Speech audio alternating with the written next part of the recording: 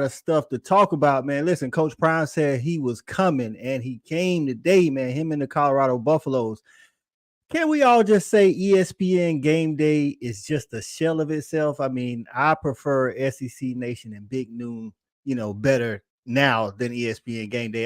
Hey, we'll get some takes on from our panel. Listen, Washington Huskies got wide receivers for days. If you need some, go to the Washington Huskies. They got them. Michigan, Georgia, USC, Ohio State, Bama all handle business. Oklahoma and Oregon putting up gaudy numbers. Tennessee handles Virginia with ease. College football is back, people. College football is absolutely back, and we're gonna get into it, man. Y'all know how we do on the Snap Count. We got an all-star cast for y'all, man, and we're gonna talk some college football. So let me go ahead and bring them in, man. This is my guy, man. Y'all already know how it is, man. He come on the show. I'm on his show, man. This is my guy, Jason from Hall of Fame, man. What's going on, Jason? What's up, man? Good day. Awesome day for Oklahoma fans. And in a lot of ways, and what a great day for those Colorado Buffaloes, huh, Coach?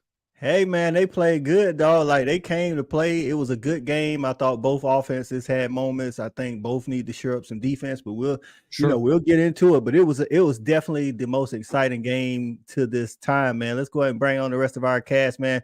Hey, man, this is a good buddy of mine, man. Met him through YouTube, man. He covers all FCS. He's even an FCS poll voter.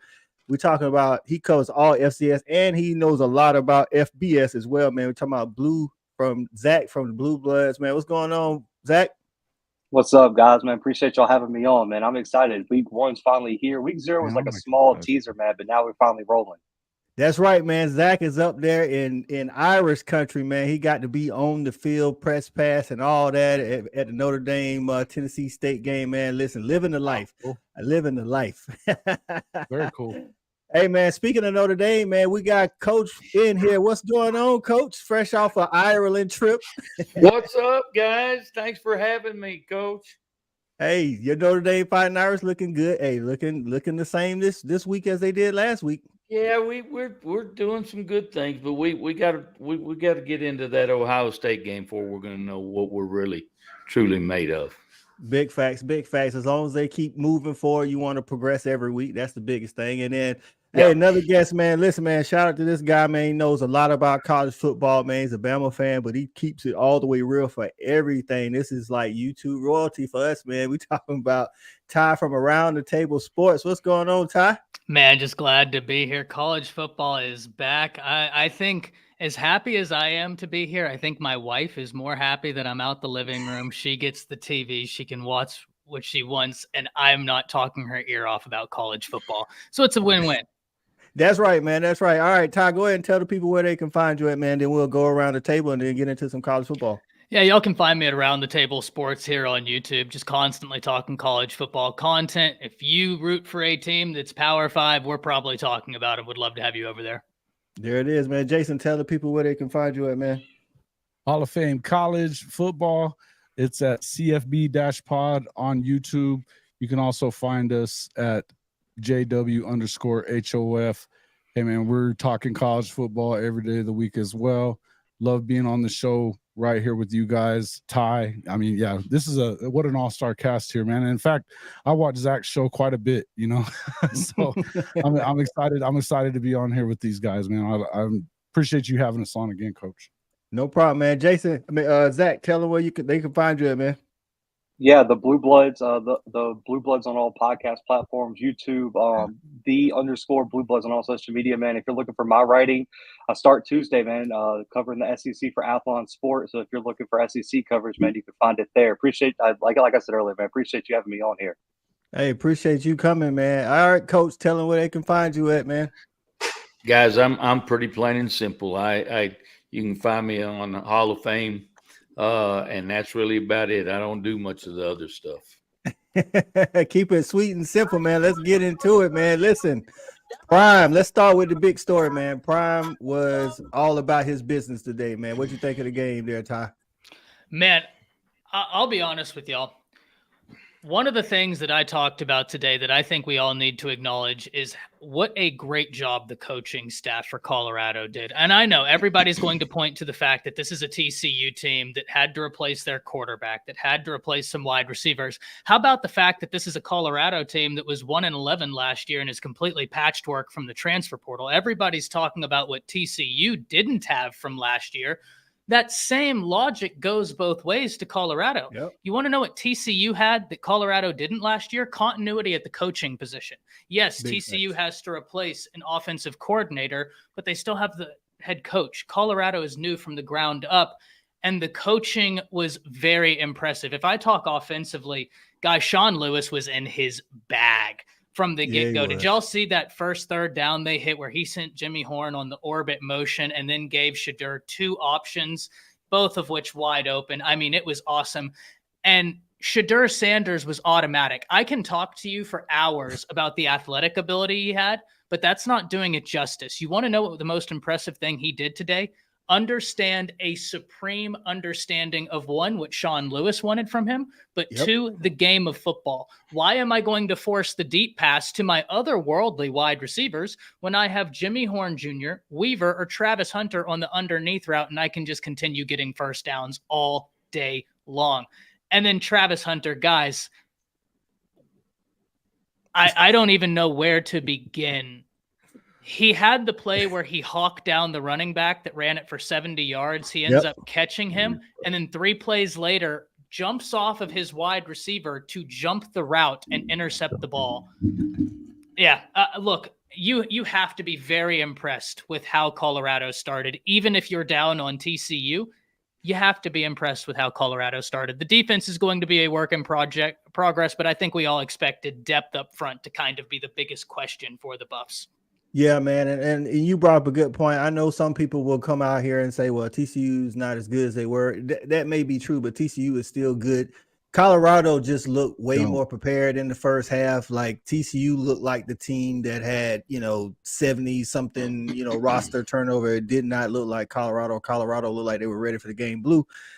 Shedeur was like otherworldly today. You saw him more than probably all of us on this call last year, man. Like, was it better than what he was doing, at Jackson State, or was it just on par for what he always has been doing? I think it was still a step up. And I think that's what you wanted to see. I mean, this is a guy who's going in now to his 3rd year in a similar offense he's been running his whole collegiate career with the same type. Like, he has experience throwing to a lot of these weapons.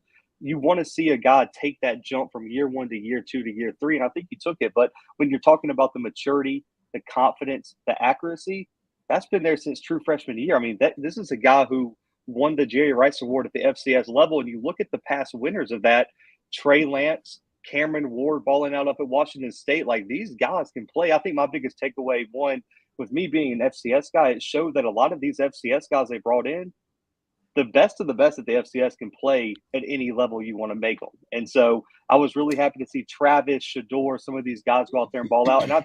And I like the comment earlier, man. Travis last year battled some injuries, and he really didn't get to show out till about that Campbell game, which was late October, their homecoming. And when you look at just the jump he's taken from year 1 to now, I mean, we're going to have to realistically have a real conversation of he's in the conversation for the best player in college football. I mean, I had people calling me who were older and like my dad and family. They're like, who is this kid? Where did he come from? Like, he looks better than just about any. I mean, the pick he made in terms of reading and reacting. It's like he baited the quarterback, bro. It's like, that was crazy. That's not a play a sophomore makes.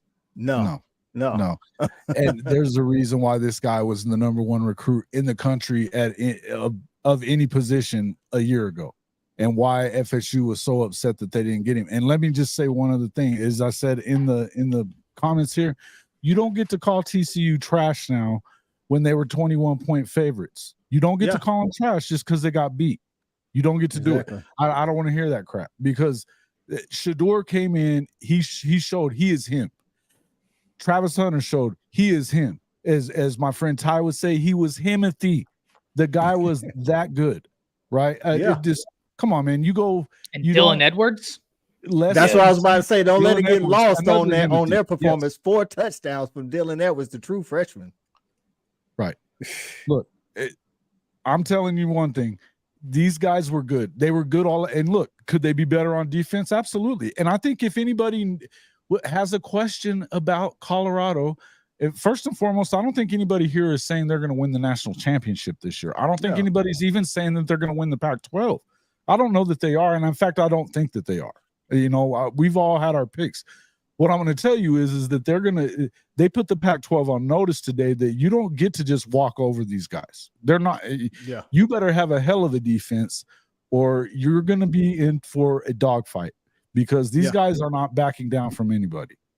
That's right, man. I think some of the depth at defensive line for Colorado starts showing in the second half when TCU was able to move the ball. But the key is, like we say all the time, man, good defenses get stops when they need to, and they got the 4th down stop, you know, on TCU to have a turnover on downs, man. Listen, overall, man, I know, listen, stat guys text me. Matter of fact, shout out to stat guy, man. Stat guy is at I don't know if he's going to jump on tonight. He's at the South Carolina, North Carolina game currently, and they're down 31-14. So I don't know if he's jumping on tonight.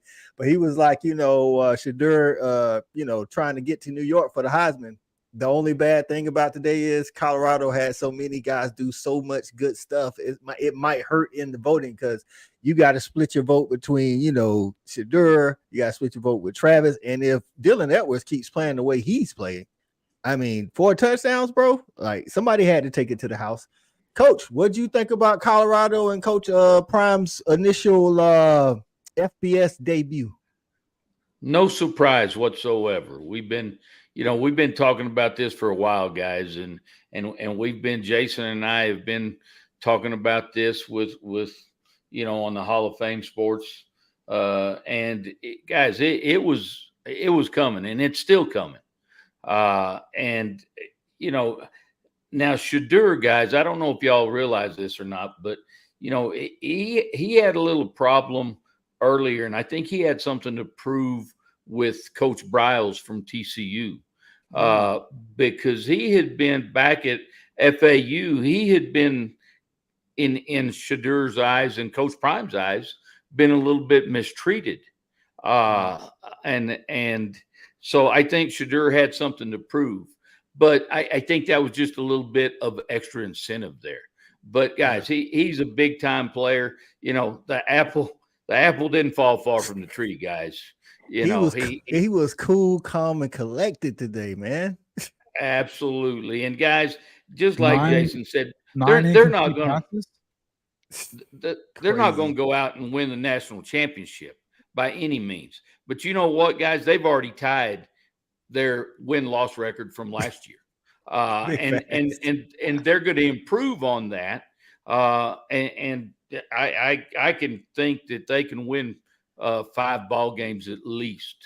Well, me and Jason talked about those games. I think those are more winnable now than when we talked about them before the season. You know, absolutely. And you know, guys, and people were, and you guys know this, people were upset with Coach Prime because he didn't do this. He didn't do it the traditional way. He went out and did it Prime's way, and he's loud doing it. But you know what? That's the way Prime does it. And I'm a huge Prime fan with what he's been doing and what he continues to do. Even the college coaches at this level were talking smack about him. And I'm telling you, it's time to quit talking smack, and you better worry about it if you got a plan. That's right. That's right. Ty, man, I know listen, kudos to Colorado. We all know what they did, but let's not lose the fact that Kendall Briles is the new offensive coordinator at TCU, and he did not look bad. I'm not saying he was Garrett Riley today. They had some miscues that the players caused, but I thought his play calling was pretty good too. And they got 2 good running backs, man. What do you think about TCU and how their season might play out going forward? So I still have quite a few questions about TCU. And in fairness, I think even if they would have came out and been a TCU team that looked more sure of themselves, had won the game, I would still have some questions. What I will say, really happy to see Trey Sanders get out there and get active. I talked about this earlier on my show. if you love college football, you have to love the story of Trey Sanders, talking about a guy that has done nothing but be a supreme teammate and fight through adversity and show what it means to be a champion. Truly, he embodies it more than anybody. And that's why I wish all the success upon him. One thing we have to remember, TCU might have to replace a quarterback. They're still led by a veteran guy. Big right. facts. So this is an offense that still has some guys on the outside that they like. They like some running backs. Number 19 for them looks to be like he could be a mismatch. Yes, the tight end. Yeah. We need to see with this. I'm less worried about the TCU offense. I'm worried about the TCU defense. Right. But Ty, that defense was 130th last year. You know what I'm saying? And they didn't look like they improved at all. Exactly.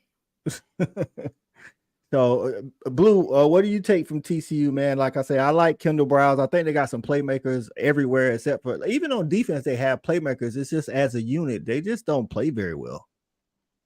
No, I mean, and you look, they weren't a great unit last year, and they lost most of their top players. So I would expect them to not be as good week one. I just think it was unfortunate that they ran into the buzzsaw that was Colorado's offense. Like, they didn't get a chance to have a money game or anything to work out the kinks. It was like, you got to go defend Travis Hunter, Shador Sanders, one of the best freshman running backs in the country, and they just got exposed in that way. The thing I took away, though, offensively, I thought Morris played pretty well, but you have to clean up the turnovers, and you got to – I want to see him be a bit more accurate. I was expecting him to be much more accurate with his throws because I saw that early before he got hurt last year. I just want to see what the next step is for him, because if they're going to really compete this year for a conference championship, I think Morris really has to take the next step. It looks like he's about on par where he was last year, but I need to see him be a much better quarterback, because when you look at Duggan, he was able to take his game to the next level, and you saw what TCU was able to accomplish. If Morris doesn't get better, I think TCU could be a bowl team, maybe a borderline top 25 team, but I don't think they can compete for the Big 12. Yeah, I think so. I think you're right on that. I don't think they're competing for the Big 12. I think they could be one of those teams that maybe beat somebody they shouldn't and knock that team particularly out of the Big 12 running. But they got enough offense to go around. I don't know if they're going to stop anybody, but sometimes all you need is a little offense, as we've seen with some of the other teams. Hey, man, we got another guest coming in, man. It's my guy, my co-host from Respect the Hedges, former wide receiver at UGA, Shawty Parker, man. What's going on, Shawty? Big Shawty. What's happening, Coach? I just got a new setup, so I don't know how it's working. Can you hear me? Yeah, man. We got you, man. We can hear you, dog. We can hear you, man. We just going around, I know we got a lot of games to get to, man, but hey, just quick, man, what you thought about Prime versus the Horned Frogs, man? Well, this is what I'm gonna say. I have to give credit to Jason, man. Like, real talk, I've been on a former show, and he talked about how Shador was for real. And I'm gonna go ahead and say, yeah, I have to agree with him. Like, I'm gonna prove it to you. I'm gonna show, you gotta show me before you can prove it to me, type of guy. He did it today, man. I was very impressed, what they did offensively. I wasn't very impressed defensively with what they did, but just in terms of just showing up, showing out, they did what they were supposed to do. And at this particular point, they in front of Vegas. Yeah. I think, so much so that I wouldn't be surprised if next week versus Nebraska, TCU is the favorite, just because Nebraska, they played good. They played better. They were well coached against Minnesota, but they took the L. And I don't know how you come away from the TCU Colorado and not favor, TCU in that game, man. But hey, we can go on and on about Prime, and I'm pretty sure for the next week, a lot of us will on different shows. But we got a lot of football to talk about, man. Hey, man, let's rewind a little bit, man. Y'all already know I want to talk about Utah, Florida.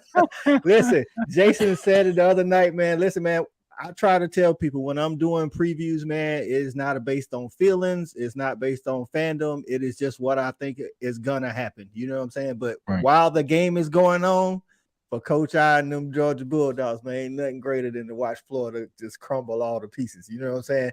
And if you didn't see the game, 24-11 does not tell the story. Utah absolutely manhandled Florida. They were like, I've been saying it. Kyle Whittingham is a great coach. I'm not saying Billy Napier isn't, but he was definitely not a good coach on Thursday. They didn't look prepared. It was bad play calling. Bad The play defense, calling, right? listen, man, the defense was out of Napier sorts, kind out of of living that position. life. Yeah, man. So it's like, all right, Ty, tell me what you're thinking about that Utah, Florida, man. Well, look, we've become so accustomed to watching a Kyle Whittingham coach team win through the basics. I mean, fundamentals are sound, super disciplined, hard-nosed football. They're very sure of who they are. And no doubt that's part of the story, but I say part of for a very specific reason. Because if chapter 1 is talking about what Utah did, chapter 2 has got to be titled The Consequences of My Own Actions. You cannot walk into Utah, play Kyle Whittingham, and think you are going to be an undisciplined football team and come out on top. Not against a disciplined football team That's like right. that. I said this on my show. Jay clipped it and put it on Twitter. It looked like one of the requirements in the offseason to play offensive line for the Florida Gators is move like your feet are stuck in wet cement. It was tough to watch. It that was, offensive dog. line. It was. It was tough because I had just got done saying 2 days before, this is a Utah team that's without Cam Rising. I'm probably about to butcher this last name. I apologize in advance. They're without Keith, their tight end, who might be another first-round tight end or a quasi-first-round guy. I mean, that guy's a mismatch. They're without both of those guys. Bishop went down during the game. Their starting linebacker was hurt. They were without 8 players and dominated. Yes. And one of those players was a center, and their starting center was a freshman center. And you want to know what's worse? Mertz wasn't the issue. Nope. Right? Like, I think if we would have been sitting here and I would have said to you before the game, what's going to happen? I think all of us would have been like, maybe the Florida rushing attack gets something off and Mertz will be the questionable force. No, Mertz went out there and did his thing, but that was all they had. I can't wait to hear what y'all have to say about Florida because it was wild to behold. Listen, for real. Hey, Jason, what you got about Florida, man? Utah and Florida, man. I didn't feel like that they committed to the run myself. They didn't. when gave up early. Yeah, when you've got you should have the better offensive line, as far as that's concerned. And I'm not saying you necessarily do, but more than likely, I know that Utah feels like this is their best defensive line and offensive line in years. I know Whittingham has said that out loud, but in the end, if you're an SEC program like Florida, you're supposed to be better in the trenches there.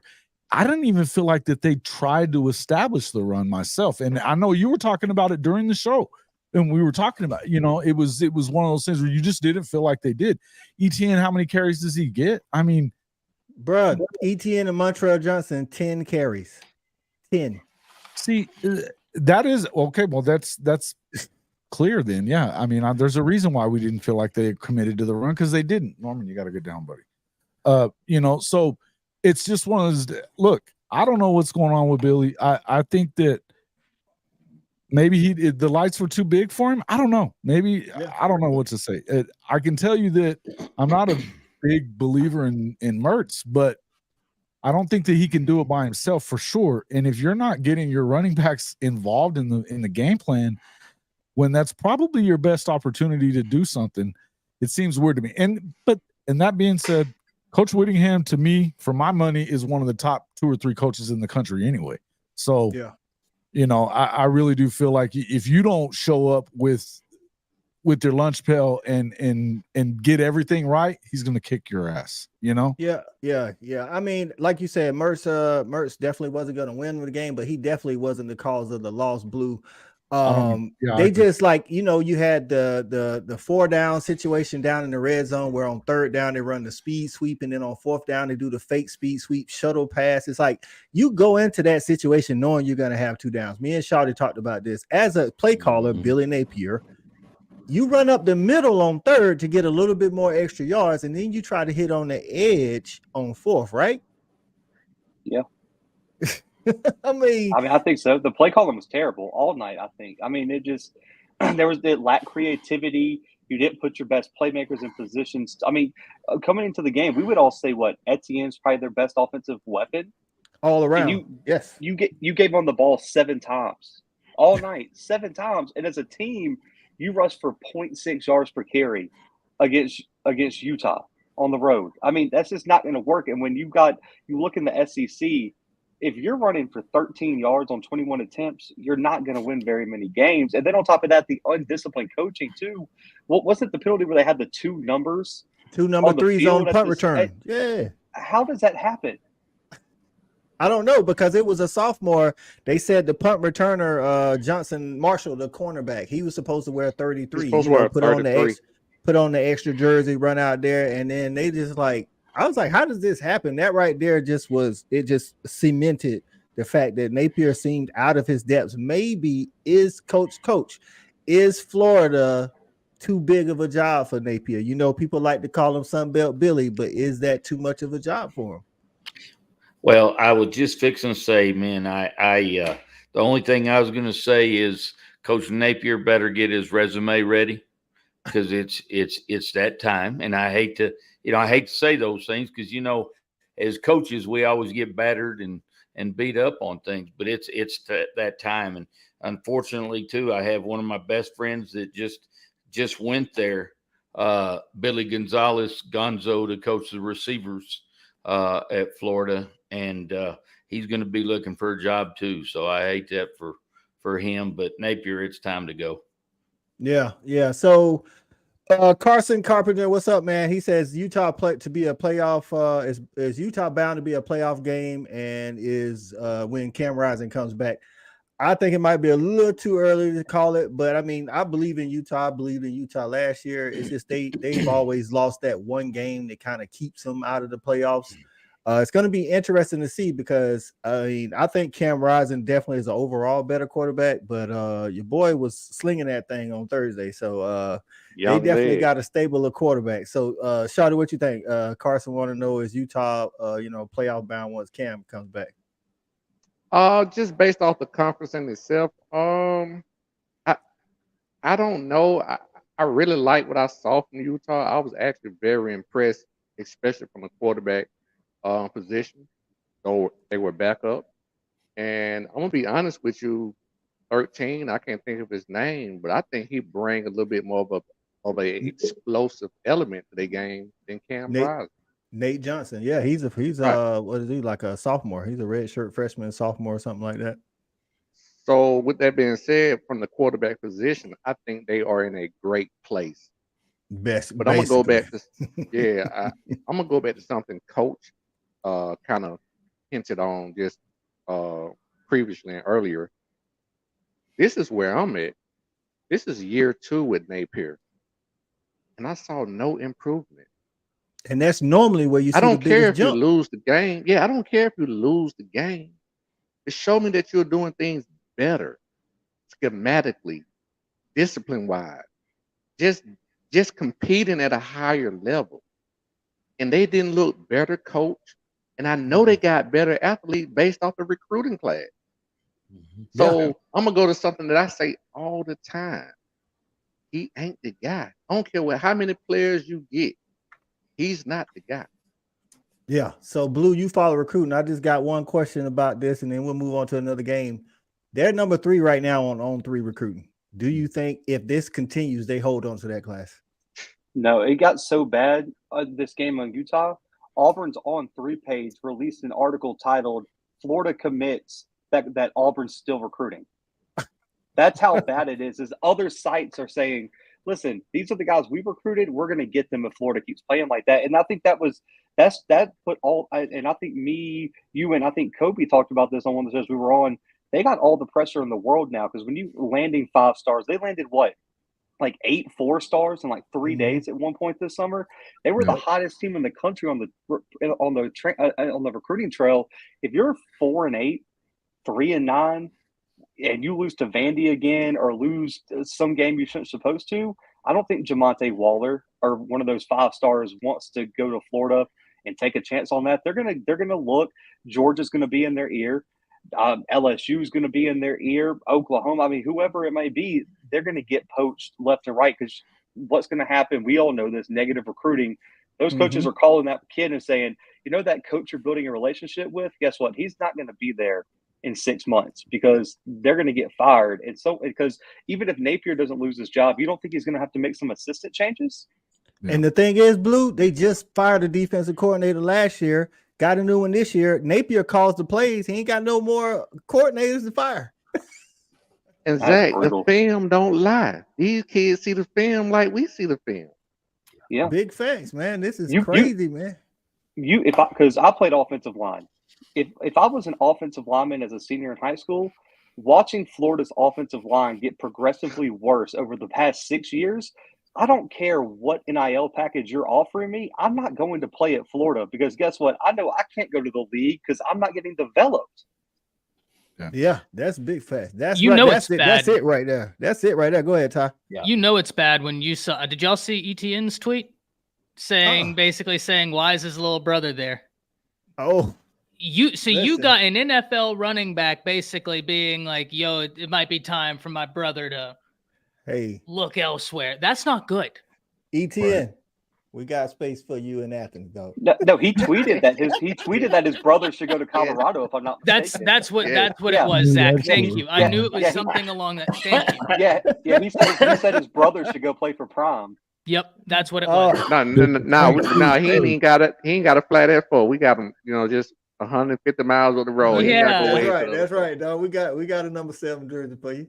Hey, Bishop Frank was talking about DJ Lagway in here. I think that if he ends up flipping anytime real soon, watch out because the whole bottom falls out of this recruiting class. Then. So Blue, Right. do you know who the finalists for DJ Yeah. Lagway were before he committed to Florida? Hang on, let me see. I could try to find his finalists because he had. Let's see. Because I mean, these are real trying to find possibilities now. You know what I'm saying? If you looking this bad, like nobody. This is why I told somebody, man. NIL. I know it. All the fans, anytime they lose a recruit, they want to yell NIL, NIL. That's true. That's true. NIL does play a big part, but at the end of the day, man, competitors want to play with winners. Like winners want to play with winners. Nobody wants to go to college making $750,000 and win 2 games a year. Nobody wants that. People want to. They want the I money. take it, though. Well, but what if you can get 600 and a natty? You know what I'm saying? It's like I'm just saying, man, it's getting crazy, and Florida fans are some of that nation is some of the most demanding nation in all of college football. So they got to figure it out, or Napier's going to be gone. Well, we went and checked out High Top Show the night because he was running the live stream, man. It was wild in that comment section, man. Oh, It was Wild. sad. I saw the video he made, old string music video saying he's still with Florida. Of course, he should be still with him. I'm just saying they may have to make some changes, man. So, listen, let's another team in Florida, Miami versus Miami, Ohio. What's your thoughts on Miami, Jason? The real Miami, I guess. On the Hurricanes, man. I don't know, man. I don't trust that they're really doing much yet. I think that there's a lot of hype around them because of Mario Cristobal and the way that he recruits and the money that they're throwing at people. But I don't know that they've been doing it right. The thing is, at this point, it almost feels like how we've said this a ton around Oklahoma is that, yeah, you were able to, even after that 6 and 7 season, you got a number 4 class, but that was because, and you were going after defense. A lot of that, I think, had to do with the fact that a lot of these guys expected they could come in and play right away. You know, they're going to get an opportunity to get on the field. Yeah. I think in order to get a lot of these 5-star, especially the defensive tackle guys, which, you know, it's just like you either getting quarterbacks or you getting DTs. You got to get one of the two. You know, that's what matters in the college game. I think that at this point, it's going to have to be about more than money. Just like you said, you have to show that you can do something and make that change. I think Ty was saying it on my show a few minutes ago. When it came to Cristobal last season, his hires were not great. Mike Gaddis, I mean, they had to get his ass right out of there, right? Well, I thought he was overrated in the first place. Right. Yeah, but I yeah, mean, yeah. why did you bring him in there to start with? You know, what was the point there? Yeah. I didn't get it. And, you know, I think there's a lot to prove. I don't know that. I mean, hell, they're in the ACC. If they're going to have an opportunity to like take a step forward, it's not like they're in the SEC right now. They should be able to take a step forward. Will they? We'll find out. But to me, I think that they're probably a year or two away. Like I feel like Florida probably is, even in this age of NIL and the transfer portal. He's not getting the guys, even dumping that money in David Stone's lap. I think it was closer than what a lot of people want to think it was. Yeah. He was always going to be an Oklahoma guy. You know, he wanted to be an Oklahoma guy. But you're going to have to land some of these cats, you know, otherwise I don't see it really changing. And they don't really have a game changer quarterback. Yeah. Tyler, what's his name? Van Dyke. He had a good freshman. He had a good freshman season. I think Josh Gaddis kind of stumped his career because he wasn't the OC everybody thought he was. I think he may try to get back to that today. I will say that they do have a two-headed monster at running back. There's 21 and 22. That's all I know. Those dudes can tote that rock.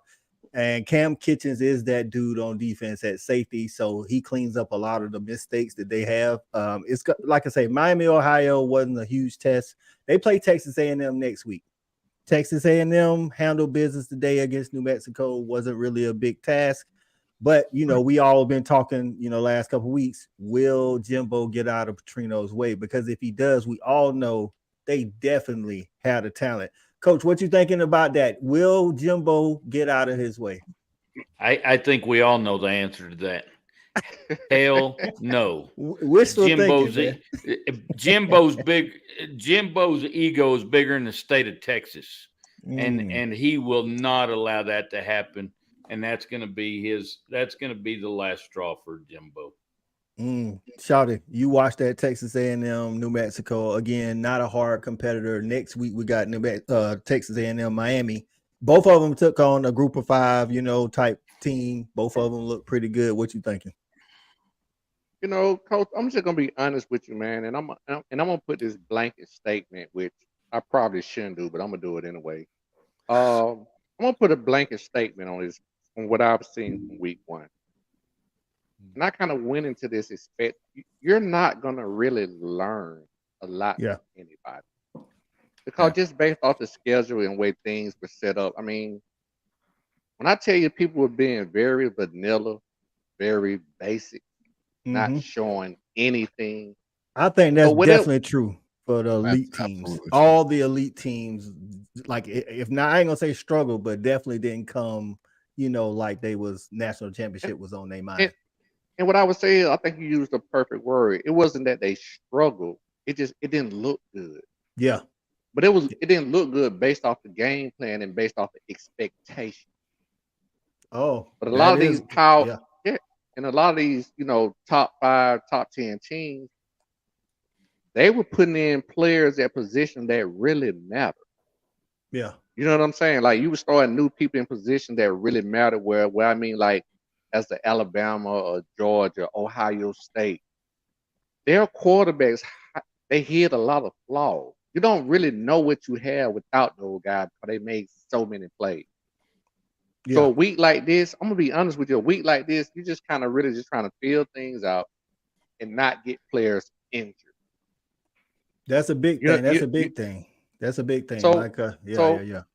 So just, you know, just to say this as a blanket statement once again, I think it was a weekend where, you know, there were matchups made and it was really just getting through the weekend, getting a lot of players, a lot of experience. Yeah. You know what I'm saying? So you playing a lot of second string, third string players because that was the matchup. So for anybody who come out this weekend and want to try to really critique teams and say they're going to do this and do that, you're tricking yourself.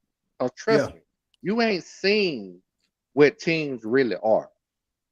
Yeah, I think you had like the Utah-Florida game where you needed to bring your A game. I think you had Nebraska, Minnesota. When you Power 5 on Power 5 and at that same level, like, you know, like you said, like Ohio State, Indiana, not for nothing, gave them a good first, like 2.5 quarters.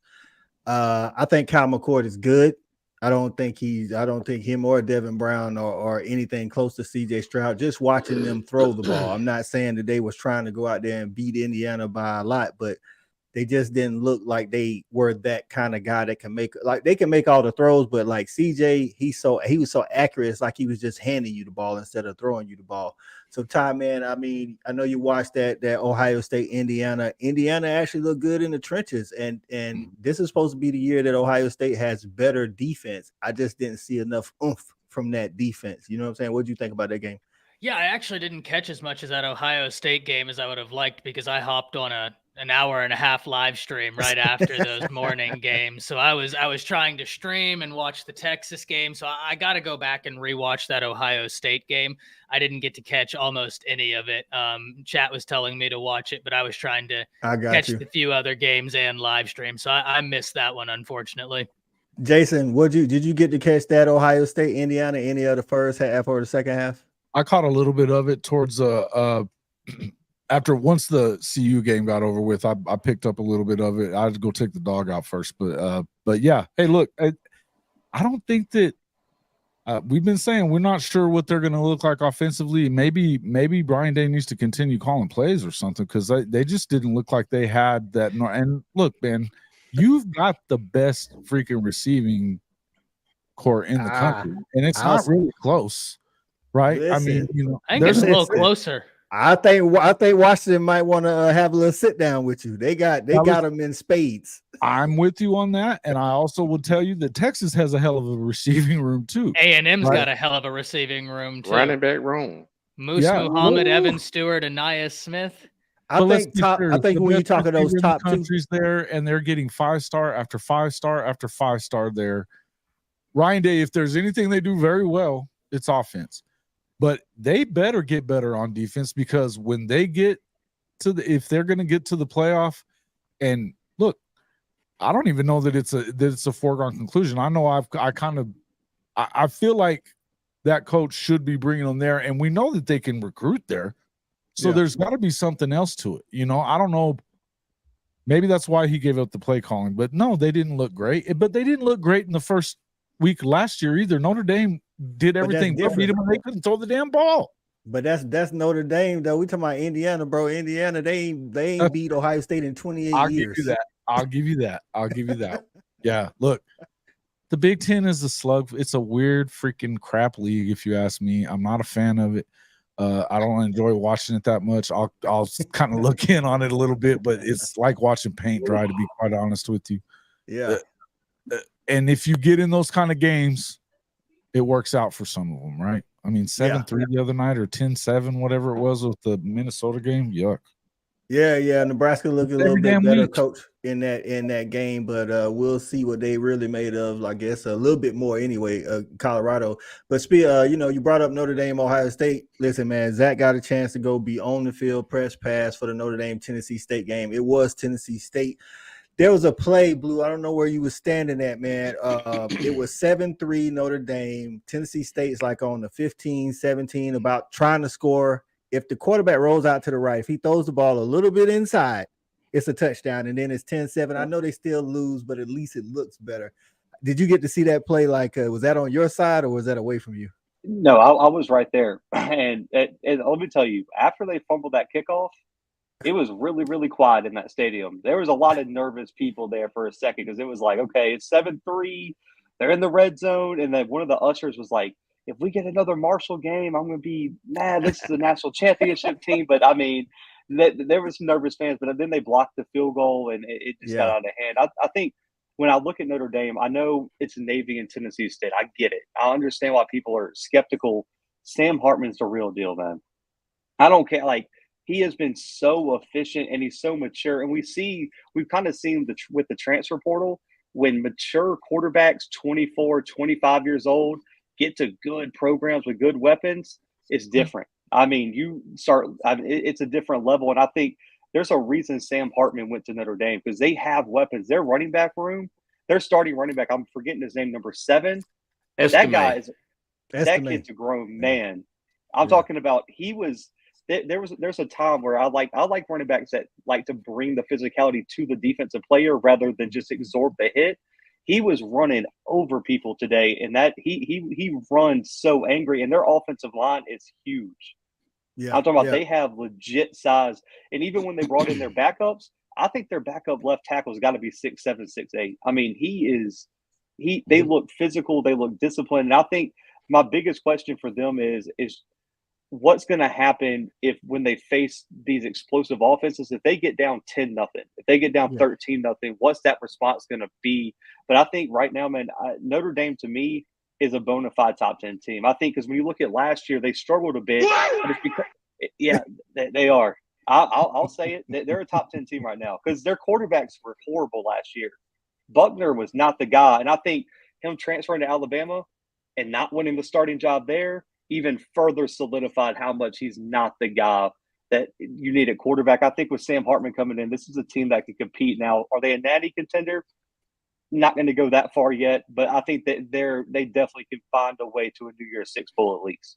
Yeah. So my question about Sam Hartman was always, can he transition from the mesh point, the really long mesh point at Wake Forest to what they run at Notre Dame? And so far, again, like you say, take it with a grain of salt. It's been Navy and Tennessee State, but he's looked very comfortable. You talked about the experience of the quarterback. Coach, what's your thoughts on Sam Hartman? Again, we all know the level of competition, but just how he's looked in that Notre Dame offense. Well, and you guys know I'm gonna show bias because I am a huge Notre Dame fan, have been since I was 6 years old. But I believe that once we got Sam Hartman out of the portal, that we were gonna be a top 10 team. And I saw when I was in Dublin, Ireland, watching that ball game last weekend. After that game, I could see the end of the tunnel.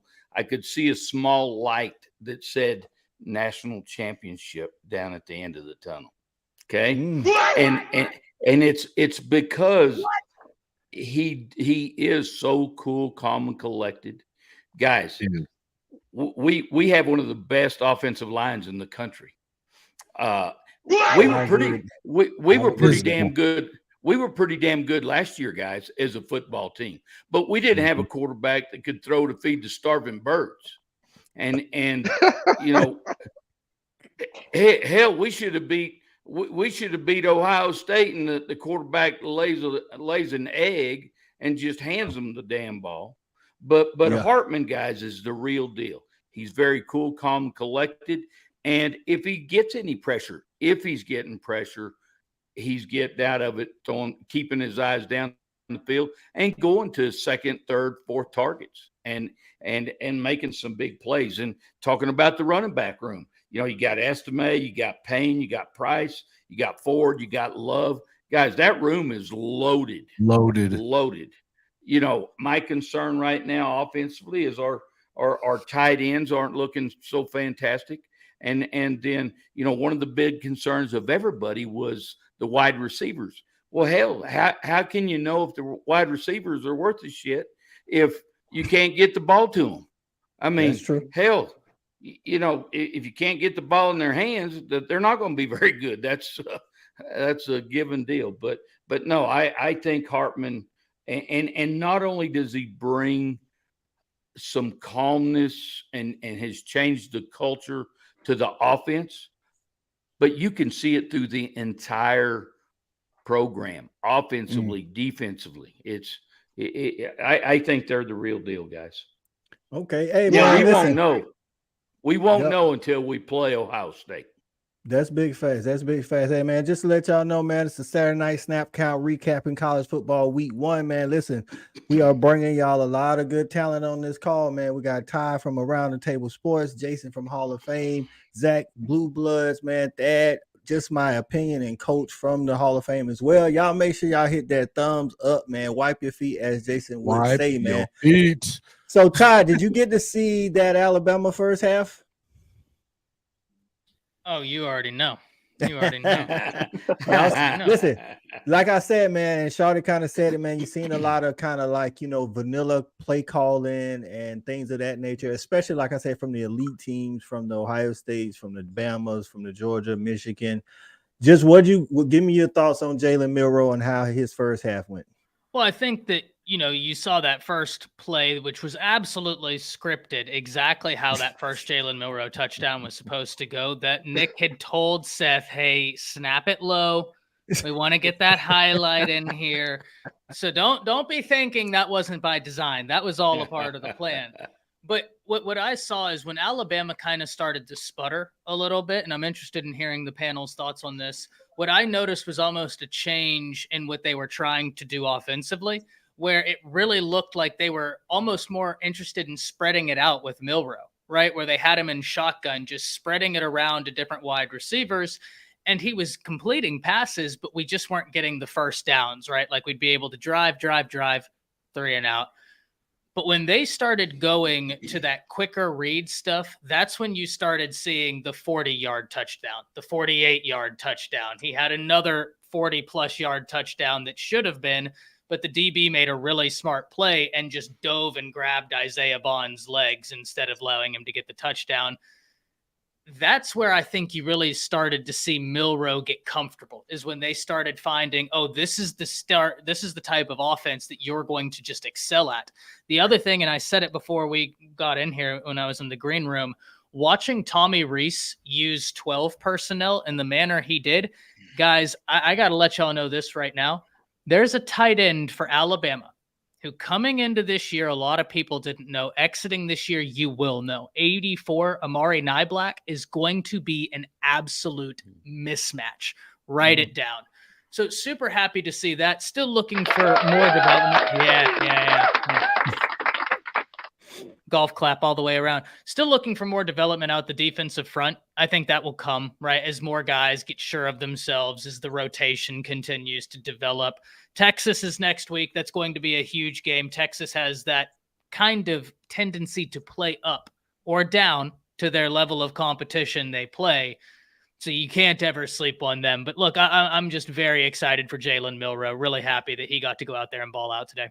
Yeah, man. For years, y'all have had bigger, one of the better wide receiver cores. Last year was kind of not the Alabama standard. True. Even though you had talent. I think today, just one game, but Isaiah Bond might be wide receiver 1. You know what I'm saying? I don't know. I think he might be. Look pretty good. What you think about that? And then we'll get the panel's thoughts on Alabama's first half. Bond was very impressive. And it's interesting. There are a few wide receivers that all have the ability. Malik Benson, he only had the 1 reception today. Keep your eye on him. But Isaiah Bond had an unbelievable game. And I think the area where you're going to see a lot out of him is he's going to work a lot from the slot. And using that 12 personnel, trying to see how they can't free up with Isaiah Bond on the field, some pre-snap motion. I'm just very excited to see what Rees continues to have up his sleeve. Okay, Jason, what did you think about that Alabama first half, man?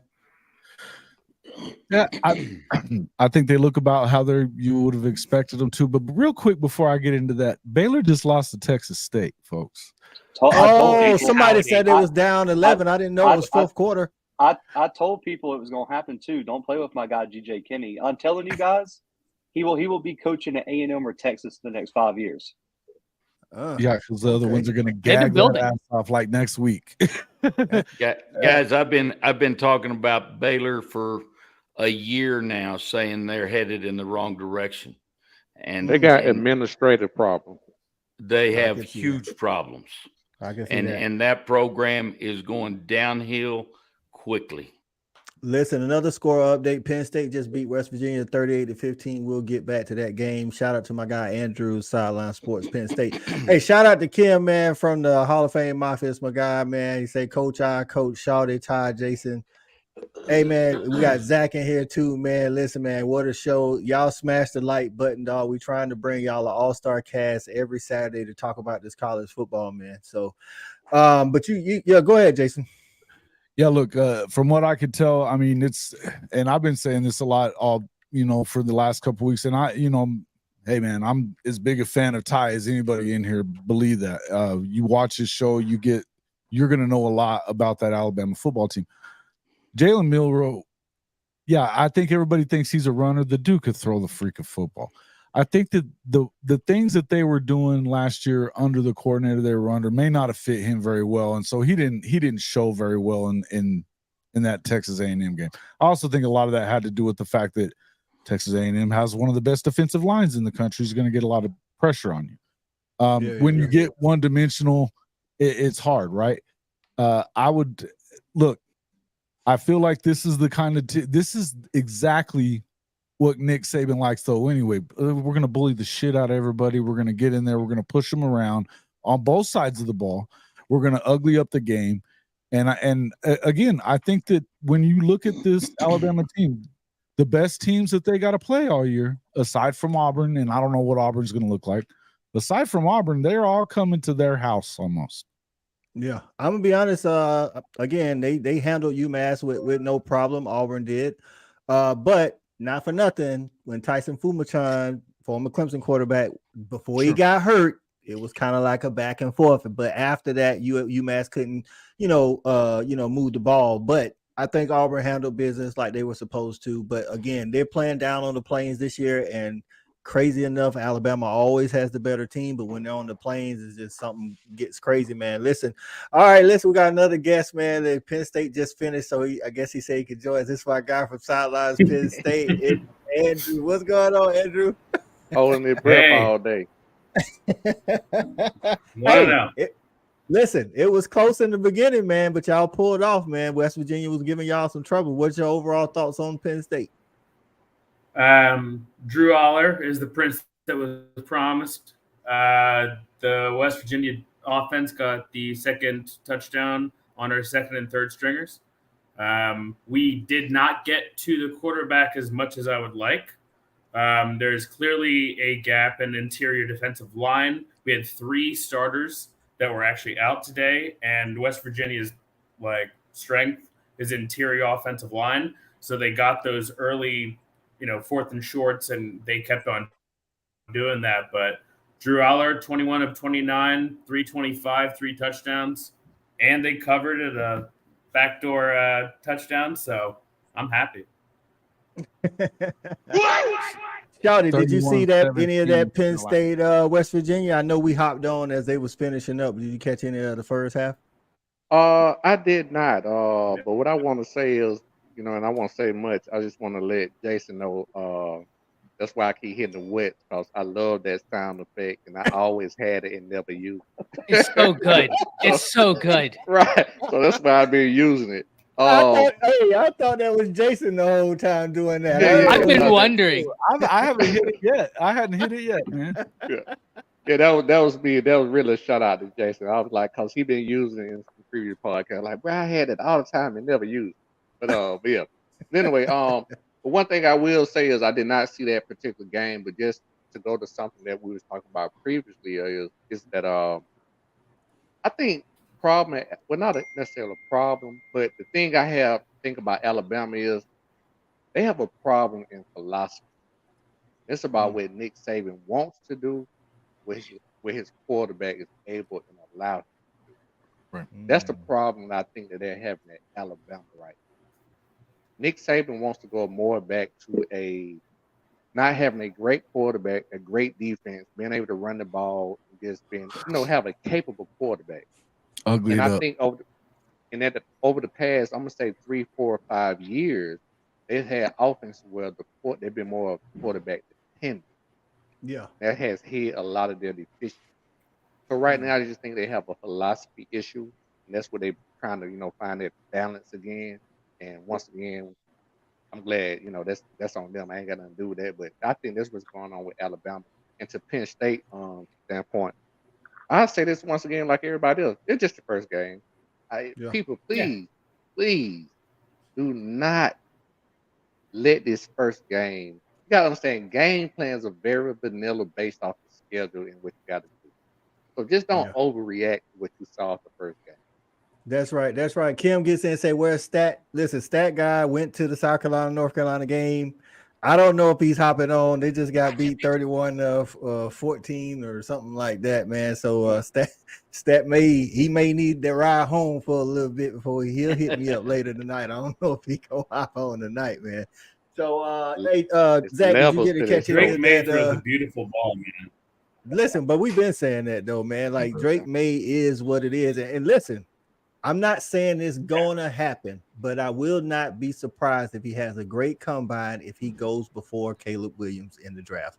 You heard it here first. I'm just letting you know. That's a hot take, Coach. That's a hot take. Listen, the dude can spin the ball, and NFL been loving that dude since his freshman year. I'm telling you, dog. I'm just saying. All right. So, Zach, did you get to catch any of that Penn State game? No, I didn't. I was waiting for the Bama topic though, man. I did. Oh, yeah, go ahead. Tie some flack, man, because they're definitely catching the L when they come to Jordan Hare later this year, man. Being an Auburn alum, I got to say that. But I think I feel like that already. Yeah. No, it's always like that. But with that rivalry, Todd knows that. There's never. a lack of all confidence. bets are off whenever that game comes around. And Jordan Hare is cursed. That's true. It's cursed. Yeah, Bad things happen there. Brian Harsin took that Nick Saban team with Bryce Young to 4 overtimes with a one-legged TJ Finley 2 years ago. So I'm not counting anything out on that game. But for Bama though, man, I think the offensive line was my biggest takeaway. They have nailed the eval on that offensive line. That looks like Coach an Wolford. offensive line that line could start for some NFL teams, man. I mean, they probably got 5 guys who all are going to end up playing at the next level. But I was a little bit surprised they weren't able to establish the run outside of Milroe with his legs. Their running backs really struggled against in a game that I thought that this would be the one they dominate. And I think looking next week to Texas, that's going to be something I'm really looking toward, because you're going to have to keep that Texas offense off the field because they are explosive, and the more opportunities you give them, man, the more interesting that game could get. So I think as great as Bama did look offensive line-wise in terms of pass blocking, stuff like that, I really am interested to see, is it an offensive line blocking issue? Is it a play calling issue? Or do they just not have a guy at running back that they had historically? Yeah. So you brought up Auburn as well earlier. I know you were probably at on the field and stuff, but I watched. They started out with was it Peyton Thorne or whatever his name is from Michigan State, and then they went to Robbie Ashford. Do you have a quarterback situation there, or who's the quarterback there? I think they're always gonna roll out Thorne first, but man, Robbie's too explosive to keep on the sidelines. I mean, it's the same kind of thing where you look with like Chris Leak, Tim Tebow. I'm not comparing them to them, but I'm saying it's that situation where Thorne's by far the better passer of the football, but Ashford's too athletic to keep on the sideline. I think you saw that today when you put him in for some packages, man. With his legs, he's hard to stop. He really is. And so I think Hugh Freeze is a creative enough offensive mind where we know Thorne is probably the guy going out first. But I got this secret weapon over here that if I can design something and we can score off of it, we're going to get him the ball sometimes. Zach, you might got a little sense. Hey, man, Zach know what he be talking about, man. That's why I had to bring him on, dog. Listen, man, let's get to some of these games where, we had one opponent very heavily outmatched the other opponent. Start with OU. They handled business like they were supposed to. Just give me some things that you like, today, Jason. What's not to like, man? I mean, you go 73-0. You did your job. It's not like Arkansas State is a test, but you have to listen. You could go out there and lay an egg and do what Baylor just did, and so they didn't. They went out there. They put the hammer down. They kept their foot on the gas. They didn't lose intensity. A lot of times you see that, especially with the team that you overmatch. I think that obviously this has to continue from week to week. We saw this defense look pretty good in the first 3 weeks last season as well. It didn't look very good after that. Now, you have the buzzword around Oklahoma has been competitive depth. They have that now. And that's important. I think, you talk about that all the time in the SEC. You got to have depth. You have to have depth, particularly in the trenches, in order to be able to run the kind of defense that they want to run. I think that they have that. But they, look, you had the quarterbacks between both of them, and Jackson Arnold got to play. He was 11 of 11 in the game. I like Jackson. Between Dylan and Jackson, they went 30 for 33 in the game. Which is, like you say, handle business like you were supposed to. You know what I'm saying? It was business. Right. They went to work. They did what they're supposed to do. Are you going to pat them on the back a bunch for beating Arkansas State? No. But you got to do what you're supposed to do. Special teams look good. That was something that never happened under Lincoln Riley, and it won't happen at SC either. Look, it is what it is. There it is. It is what it is. So we went an hour. We went an hour. We went an hour before the shots came out. Yeah. I got Now that one I like. Hey, listen, man. Like you said, y'all handle business. Again, it was Arkansas State, but you did what you're supposed to do against a team like Arkansas State. Another team, Oregon. I forget who they were playing, but I didn't see the Portland game. State. But 81. I mean, I don't know what we were doing at the end. Were we still trying to score like actively when it was 70 or something to nothing or whatever it was? So, hey, they handled business nonetheless. Michigan 30-3 over Central Michigan, I think it was. So, hey, listen, Tennessee handled business, and bro, I don't know. More They so got about problem at quarterback. listen. I'm gonna tell you, Joe Milton was like, I want to say he was 8 for 9 in the first half, or 6 for 6. I'm sorry, 6 for 6 in the first half of passes of 9 yards or in, whereas and then passes of 10 yards or more, he was like 1 for 8. A couple of those was drops. I will put them on the receiver. Again, I've been telling Tennessee fans they don't have the cast of receivers that they had last year, but a couple of them, he was just like, he was airmailing those things, and I'm like, this dude is just like too strong sometimes or something. Good thing Man. K. Chris ain't in here. If you in the stands and you holding the beer, you need to be careful because he might fuck around and knock your beer out your hand. He's like Donovan McNabb 1 year out of Syracuse. He was throwing balls so fast on like little in routes. Yeah, Bruh. big It's facts. accuracy. He's just got a fastball though. Like Bro, you gotta that's throw always that been the thing. Shots fired thing. That's true. That's true, Ty. Listen, Wyoming 17, Texas Tech 17 is an Fun update game. from Mid Steve off. B.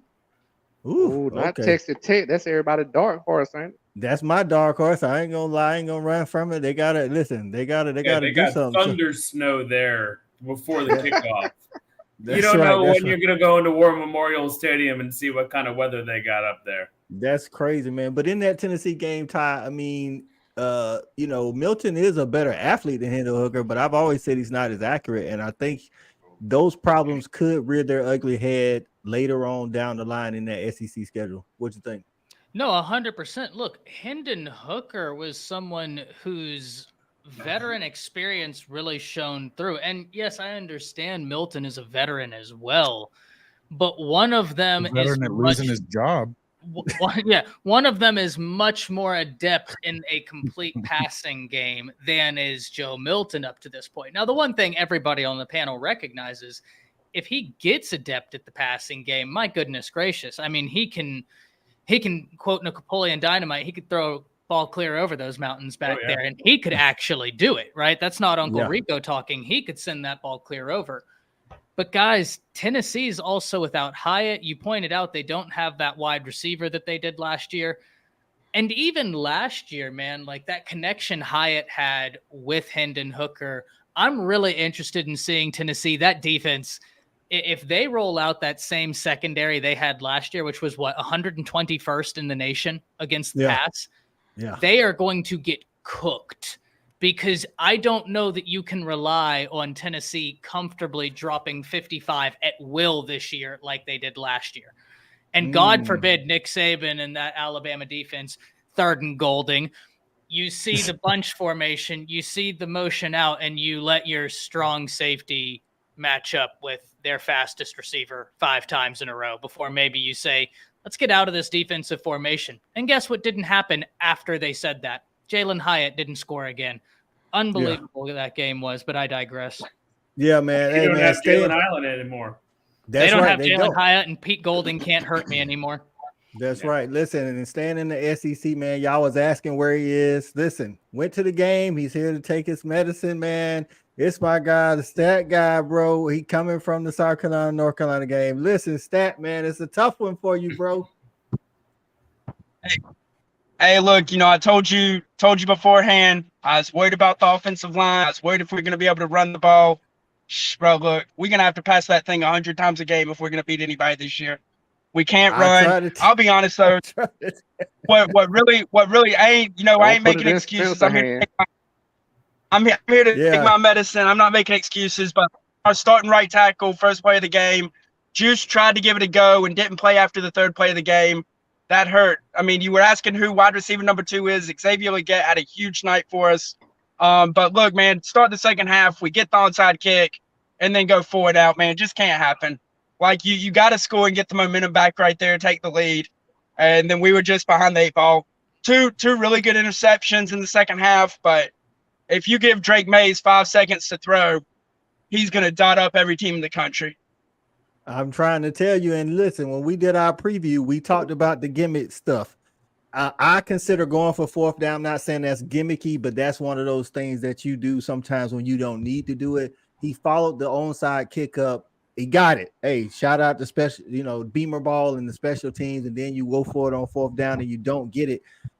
Is that like something y'all kind of worry about this season, man? Him doing too much of the whole come out, let's the onside kicks and the special trick plays. So I kind of wondered if we were going to onside kick it, start in the second half. I mean, that just has Beamer ball written all over it. We get the onside kick. 1st down, we throw out and like an out route, and the wide receiver going to the ground. It was a low ball, but he probably should have had it. 2nd down, we run and pick up 4 yards, ran an out route on 3rd down, and he just overthrew the receiver, and they came back and ran the same play on 4th down. It was wide open. The wide receiver thought about the touchdown, and so he dropped the ball. I like the play call because the play was there. It was money. It was wide open, and Spencer had pressure on 3rd down, just missed the throw. So I didn't mind the 4th down going for it, running the same play. It was still there again. The wide receiver just dropped the ball. I got you. I opened up the show, just a sidebar, man. I opened up the show talking about ESPN Game Day. You was there. It's just not the same oomph. I like Pat McAfee and all of that. I like his energy. I think it'd be good if they had more people around his same energy as opposed to having him with that cast that they have. How was Game Day while you was up there? Yeah, man, look, Lee Corso, me and you talk all the time. This has to be his final year, whatever the case may be.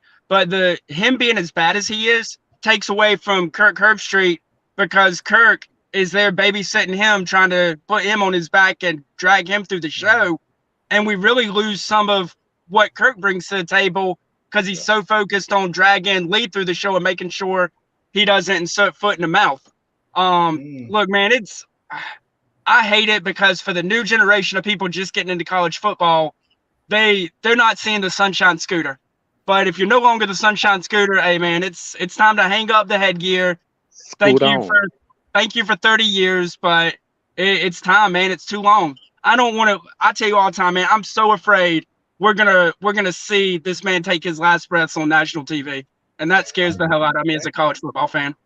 Yeah, man. So, hey, man, listen, like I say, for those younger people that didn't get to see the younger, guy that we grew to love on Game Day with Lee Corso, go back on YouTube and watch it. It's just like he's a good part. I just don't want to see him, deteriorate on TV, man. Yeah. I tell you, he already deteriorated. I'm talking about like I don't want to see it further. I don't want to see it further. You know what I'm saying? I'll be honest. You know what it reminds me of? Watching him now reminds me of that show they used to do with Lou Holtz and Mark May. It's like, bro, like get this man off of TV. Like he doesn't know what he's saying. He trips over words, says wrong things, everything. Like, and it's Mark would make you cringe. He was just all over Coach Holtz all the time, man. And Coach Holtz was the same way. You know what I'm saying? Coach Holtz was the same way. It's like, listen, man, we all see it. It's time to, give his flowers and farewell tour, and then, head but out.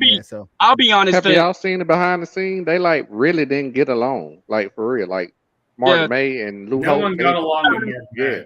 But I'll be honest with you. The thing that hurts me as a college football fan, I get that you have to make cuts or whatever the case may be, man. It's all about the mighty dollar. But how do you get rid of David Pollock and keep a man that doesn't need to be on TV? Like that you're making pay cuts. That's when you be like, hey, Desmond Howard now, bro? Him in Werther's Originals. Are you talking about Desmond Howard now? Yeah, listen, man. I could do without Desmond. I'm over Desmond, bro. Hey, he just bursts out laughing. It's so weird. All-time great football player. But you got to add a little color. Yeah, I know that, but they got Spears. Listen, they got Marcus Spears. They can pull over there from the SEC Nation, man. Listen, hey, go get Keyshawn Johnson. Something. He went to the dark side. He's going to skip. Listen, man. Listen, man, go steal Lil Wayne or Richard Sherman or somebody from Skip Bayless. He got a whole crew over there. Listen, knowing this is- ESPN, knowing ESPN, they're going to go get Kendrick Perkins and put him on game day. Oh, next, boy, and how? it's going to be all hell breaking loose. Yes. Now, whether y'all know it or not, ESPN is really failing. Like they going in the tank from a number standpoint. Oh yeah, baby. Yeah. Disney is hemorrhaging money on ESPN. That's why listen, man. That's why you guys has got Spectrum here in the Southeast or around the country. That's why they doing what they doing. They're trying to hold them. Disney's trying to hold them to the wall, and Spectrum's like, man, we see what y'all doing, man. We know y'all need money. We ain't paying y'all jack. So Disney's trying to power move right before kickoff on the Florida Utah game. They pulled the plug on all the channels. Yes. So if you don't already, you need to get Hulu Live TV or YouTube TV. Hulu Live TV only lets you have 2 screens baby. as far as in your house. YouTube, you can pay for extra, and you get 4 games if you want to. You know what I'm saying? And unlimited DVR too, so you can record all the other games. I have every game from the weekend recorded. That's what I big have. facts. Yeah. Big facts. The number big one facts. thing is the 4 games at the same time. The multi-view? Everyone absolutely loves that. I'm never Yeah. leaving my house again. I know it. So Ever. listen. Hey, real quick. Go ahead. Hey, Stat. real quick, Coach. Let me give my boy Jason a shout out. I've been busting their chops for the last 2 weeks, but damn if Oklahoma didn't put on an offensive show today. I'm out here just swallowing medicine all the way around. Hey, that's how it is, though. Hey. Don't drive the car off the road, bro. It's gonna be okay. Y'all get rid of Spencer Rattler's ass pretty soon. Oh no, don't worry, it's gonna be okay because I'm still peeking totes to the beach all next week. Don't worry. Yeah. So listen, bro. I'm glad y'all went there because I want to go around and get the games that people are looking forward to next week. Coach, give me a game you're looking forward to seeing next week. Well, I darn sure want to see that Alabama game. I think that's going to be a big one, and I just want to say I think Alabama will win that game, and I still think guys when we put Saban down and out, that's when he comes back with a vengeance, and I still see them being one of the Final Four teams. But I will say this, Ty, I am super glad that y'all have Tommy Reeves calling plays. And I'm also super excited that y'all have Buckner as your backup quarterback. There it is, Andrew. So we got to vote for Alabama, Texas for next week, man. Give us a game you're looking forward to next week. I mean, outside of Alabama, Texas, it is tough because, that's going to take the hearts and minds. But let's go to Big Noon Kickoff. Let's go to Coach Prime, who had his signature win week 1. No one saw it coming. They looked so time good. out. Easy. I'd say, okay, not that Easy. one, but I would say most. I was Most on here said with that you they last would week have telling you. They were 21-point dog. I'm going to say let's go to Colorado for the home opener against Nebraska. Old school, Big Noon Kickoff. I am pumped to see that because this week Coach Prime is going to live rent-free in everyone's heads because that man is going to talk, market, and make money. That's big facts, man. That's big facts. Ty, you all over college football, man. We know Alabama, Texas is playing, man. What you looking forward to next weekend? Man, you didn't think I wasn't going to say Alabama, Texas. I'm disappointed in you. You don't think I can't have a matchup of that magnitude week 2 and not be excited. Look, if you're an Alabama fan, Texas offensively presents challenges that you won't see for the rest of the season, barring A&M figuring it out offensively and Petrino all of a sudden yanking away that ancient Jimbo offense and throwing it away. But outside of that game, there are a few games I think people really need to be excited about. First and foremost, you hit the nail on the head. That Nebraska-Colorado game is going to be money. The biggest thing Nebraska will try and do is run it down Colorado's throat. Can that defense hold off that Colorado offense? I think the answer is no. But I'm also very excited for this. Where is it? I'm very excited to see this Ole Miss Tulane game. And I know that's not a game that a lot of people are going to be hankering down on, but I just am super interested to see what this quarterback situation continues to work out with Ole Miss, because they took how many transfer portal quarterbacks?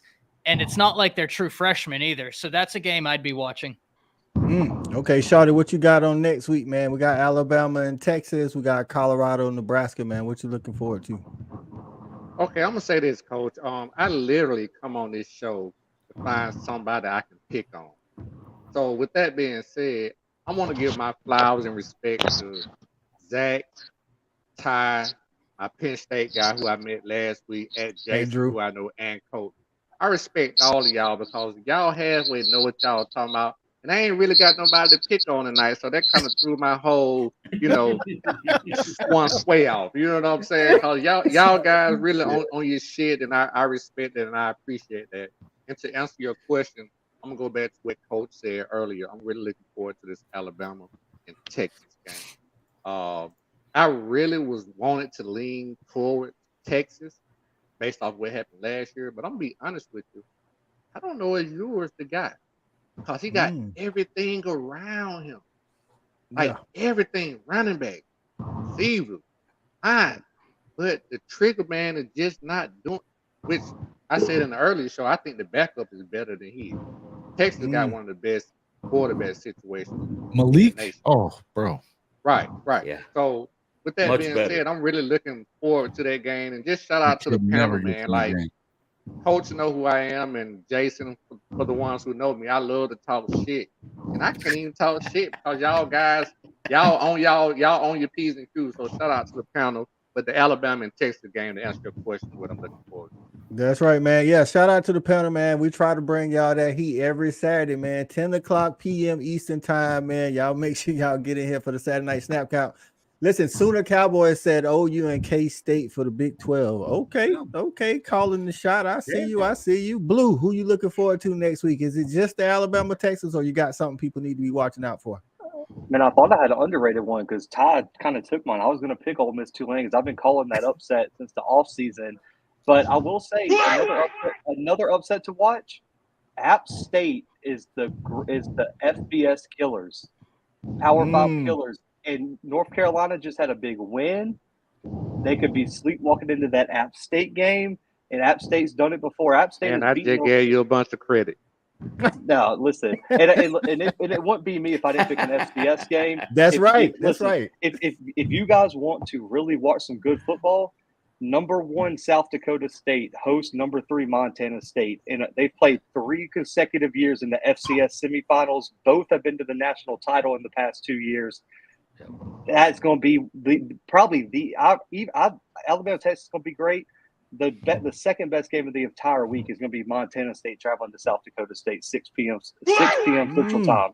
Okay. I Listen, like that, man. I'm gonna get in here before y'all steal all the good games, man. Listen, I'm going with South Dakota State, by the way. I'm going to the Dakota Marker game later this year. So you got some FCS. Listen, y'all make sure y'all follow Zach, man. He is on top of the FCS. Like I say, he's an FCS poll voter and everything, man. Listen, that dude be on it, y'all. Y'all gotta go check out the Blue Bloods channel, man. I'm going with Texas A&M Miami, man. I want to see which one of these guys' job gonna be on the line, because that's what I think is going to be after this game. I think somebody's job is on the line after this game, bro. I mean, you got Cristobal down there who was supposed to be a good recruiter. He is doing a little bit better. We don't know what's going on, whether they can actually throw the ball or not throw the ball. Like I said, I think they got a good running game. The defensive front 7, are they good? We don't know. Cam Kitchens is the real deal at safety. Then you got Jimbo with all the talent. All the talent. I mean, I don't know where they don't have talent, to be honest with you. I mean, they pay good money for it. It's time for it to show up. You know what I'm saying? And as most of the panel has said previously, they don't think he's getting out of Petrino's way. So that might be to his detriment. So that's the game that I'm looking forward to next weekend, because I think one of those guys are going to be on the hot seat afterwards. Stat guy, what you looking forward to next week, man? Hey man, look, I'm gonna let you know I'm looking forward to Furman coming to South Carolina next week. And look, here's why. Here's why though. So we're banged up. Furman's not a bad football club. They're going to make the playoffs in the FCS. Can we dominate an FCS team like we should? And here's my concern. If that happens and we see Sellers, Spencer Rattler might be in trouble. There's the hot take of the night, man. If they struggle to score against Furman, then we may see more Anthony Sellers than Carolina fans were expecting in Lenore's. Yeah. So, and here's the thing: we get Furman. Maybe we blow them out. Maybe we don't. Hopefully, we blow them out. But then the following week, we ain't even going to talk about where we had week 3 because I'm going to pretend that week don't even exist in my mind. And I'm telling you right now, depending on how that Furman game goes, week 3 could be the end of Spencer Rattler as we know it as a Gamecock, and that breaks my heart. Shout out to Brian Bridges, man. Shout out to Brian Bridges. What about the 5-star who run a 10-2? Best thing that could happen to him. But hey, I'm hopping off of here. Y'all have a great show. We hitting the road. We had no. Hold on, Stat guy, don't go nowhere. Whoa, Stat, don't go nowhere. What up? I want to know what happened to the 6'5" guy who run a 10-2. Nicholas Harbor. So you know who I'm talking about. Yeah. So Harbor and Juice Wells had their first practice in like a month and a half on Tuesday. Juice tried to give it a go, got banged up on the 3rd play of the game, and Nick Harbor was in for a couple plays. I don't truly believe either one of those guys were 100% and probably shouldn't have been playing tonight. So we will see Harbor in the future. Don't worry. You can bust my chops because he didn't have any counting stats tonight. But look, I don't believe he was 100%. He was on the field for a couple plays. But just know it's coming. Just know it's coming. All right, man. Like hey, y'all be Sanders, safe Colorado. on the road, man. Coming. And, hit me up when you get to the crib. All right. Be safe. All right. Yeah, man. So listen, before we move on, I'm gonna get to Jason's Hey, wait, game you or have to whatever. let me pick a game, right? Yeah. That's what I said. Before we move, we're not gonna move on. We're not gonna move on. But before we do that, before I let you tell your game, Zach, I want you to talk about Furman. Like, people just hear Furman, and I'm not saying they should definitely not beat South Carolina, but talk about them as an FCS team, man. You got, like I said, you know it up and down. That was a team that was 9-2 last year. They're ranked 6th in the entire country at the FCS level, and they've returned 10 defensive starters and 9 offensive starters. They got a lot of talent at Furman. They're going to be really good this year. I think they were my pick to win the SoCon this year, so they're probably going to win their conference in the FCS. And the 2 games they lost last year, one was a money game, and then they lost the only FCS game they lost in the regular season. They lost with the true freshman backup quarterback as their starter was out that week. And they lost by 7 to Sanford, who made it to the semifinals against North Dakota State. So that team's really good, and a lot of people are picking them to make a run to possibly the national title this year. So Furman won't be a pushover, but South Carolina State should still win that game. Listen, man, an SEC team should not be getting knocked off by an FCS school, but Furman's not going to be a team that you're going to go out there and probably put 50 on them. That's right. And for those that don't know, Furman is in South Carolina, Greenville, South Carolina, to be exact. So it's a little bit extra incentive to play a little bit harder against those in-state schools because a lot of these players played together in high school. So, like I say, I think South Carolina's going to win, but I think Furman has some extra motivation. All right, Jason, what game are you looking forward to next weekend? I'm going to give y'all 3. I got to give you 3, bro. Okay, because none of y'all said anything about these games, and it really, I don't understand it. Who the hell doesn't want to watch UNLV go to the big house and play Michigan? What the hell? And then you've got, and then you've got, hey, look, there's a bunch of these great games. Look at there. Where was this other one? There was one more that I really liked. Iowa. So Kim, while you're looking that up, Kim gets in with Pittsburgh versus Cincinnati. I do think that's going to be an interesting matchup. Yes. That's, border states. I think Pitt is good defensively. They got Bub Means at wide receiver. I think their running back's pretty good. Cincinnati didn't look too bad post Luke Fickell. I'm just going to be honest. I know they played somebody lower than them again, but I expected them to look a little bit, worse than that. But go ahead with your rest of your games, Jason. No, and the other one I was looking at, TCU got a chance to bounce back with old Nicholls State, but I don't know that they will. No, I'm just kidding. They're really assuming that Texas Tech figures it out and finds a way to win tonight. I think they obviously overlooked Wyoming a little bit, and Wyoming's got a nice little quarterback. This is, it's a tough place to play, but That's a big Oregon. If they can win this game tonight, this next week is an important game with Oregon. Yep. That one, I mean, Coach and I plan to be in attendance for that one. We, hoping it's going to be a really good game. A lot of us have drank that Texas Tech Kool-Aid coming into this season. I still think they could be a year out from really competing, but I think they've got, I mean, as I told you before, 19 of their 22 starters are seniors, fifth or sixth year seniors. That's the same formula that TCU rode to the freaking national championship game last year. Yeah. They should be able to figure that out. Hey, Jason, you forgot one more game. What's that? Ohio State versus Ohio Middle School. Oh, yeah, that one too. No. All right, so who's BYU playing, Hank? He said they're in the fight tonight. Our guy, what's my guy? Big 12 Mafia. Is that Kenya Matalolo's first game? I think so. Maybe. Lone Star says Wyoming's quarterback is nice. He did look pretty good. The part that I caught before we hopped on. Tyler Shuck actually threw a lot of good, passes. And so. Oh, BYU is playing Sam Houston up from FCS. They're the top. There it is. They were the top of the league last year, and they made the jump up to CUSA this year. Yeah, yeah. This is their first year at the FBS level. Last year was that weird transition year where they're not eligible in FCS or FBS. So, yeah. Okay. Still knotted up at 17 though with Tech in Wyoming, and it just started the 4th. So, hey, the incarnate word is giving UTEP all they can get. So I mean, you got to say the incarnate word. Can I ask a question? What's up? What do y'all think about Mel Tucker at Michigan State? Overpaid.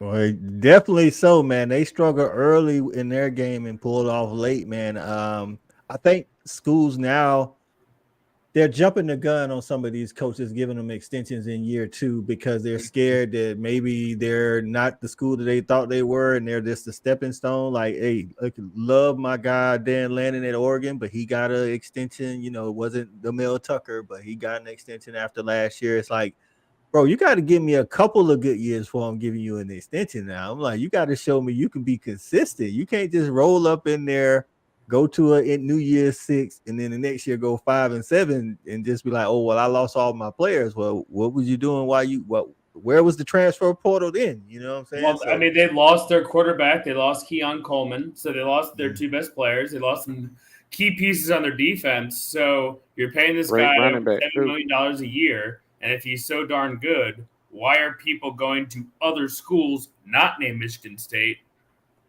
And that's a good point right there, Andrew. Like I said, I think Mel Tucker's a good recruiter, but why did Keon Coleman leave after playing for him? I mean, I get that, Jordan Travis may have been a better passer than their quarterback, but you got to recruit the guys that's on your roster these days. You got to recruit them so that they don't roll off to somebody else for to go get the NIL. So, what excuse you have when Michigan is just right down the street from you and they doing what they doing, and you're in the same conference, same state, same conference, and every single year you hear about Harbaugh going to the NFL and this and that, and now he's paying for cheeseburgers and who gives a crap? But like, no one goes from Michigan to other places. No.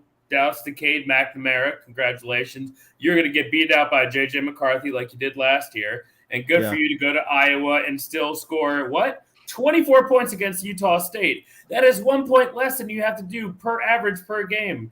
And that was a layup. So maybe the nepotism in Iowa is going to end after this year.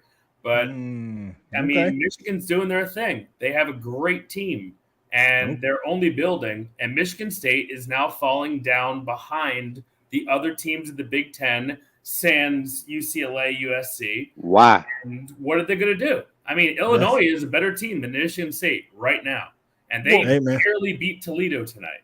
Yeah. The other thing that we just haven't even mentioned, right, is you talk about a Michigan State team.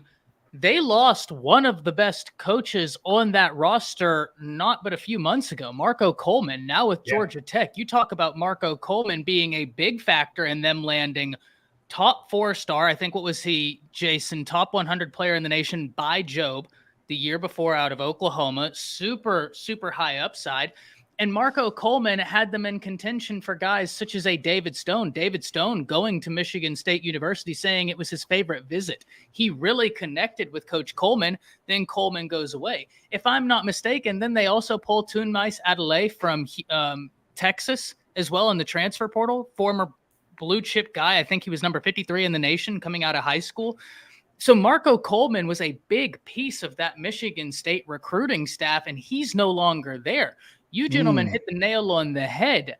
They lost big pieces to the transfer portal. You lost your quarterback, and you lost your guy who y'all talked about Michigan, what they're doing. How about when Michigan State played them last year? If you want to watch the highlights of that game, just go type in Keon Coleman versus Michigan. You're not going to miss any Michigan State offense unless it came from Keon Coleman that game. They're no longer there. I have serious questions about Michigan State at the end of this season. Serious questions. Oh, yeah. Hey, shout out to Mike Wilkinson, man. He says he's out. Have a good night. We appreciate you coming in, man. Appreciate everybody in the chat. I see, listen, man, quickly before we go on about Michigan State, man. Listen, man, y'all getting on Cody, man. What's the Oklahoma State score? Listen, before I jumped in here, it was 13-0. 27-13 at home. To Central Arkansas?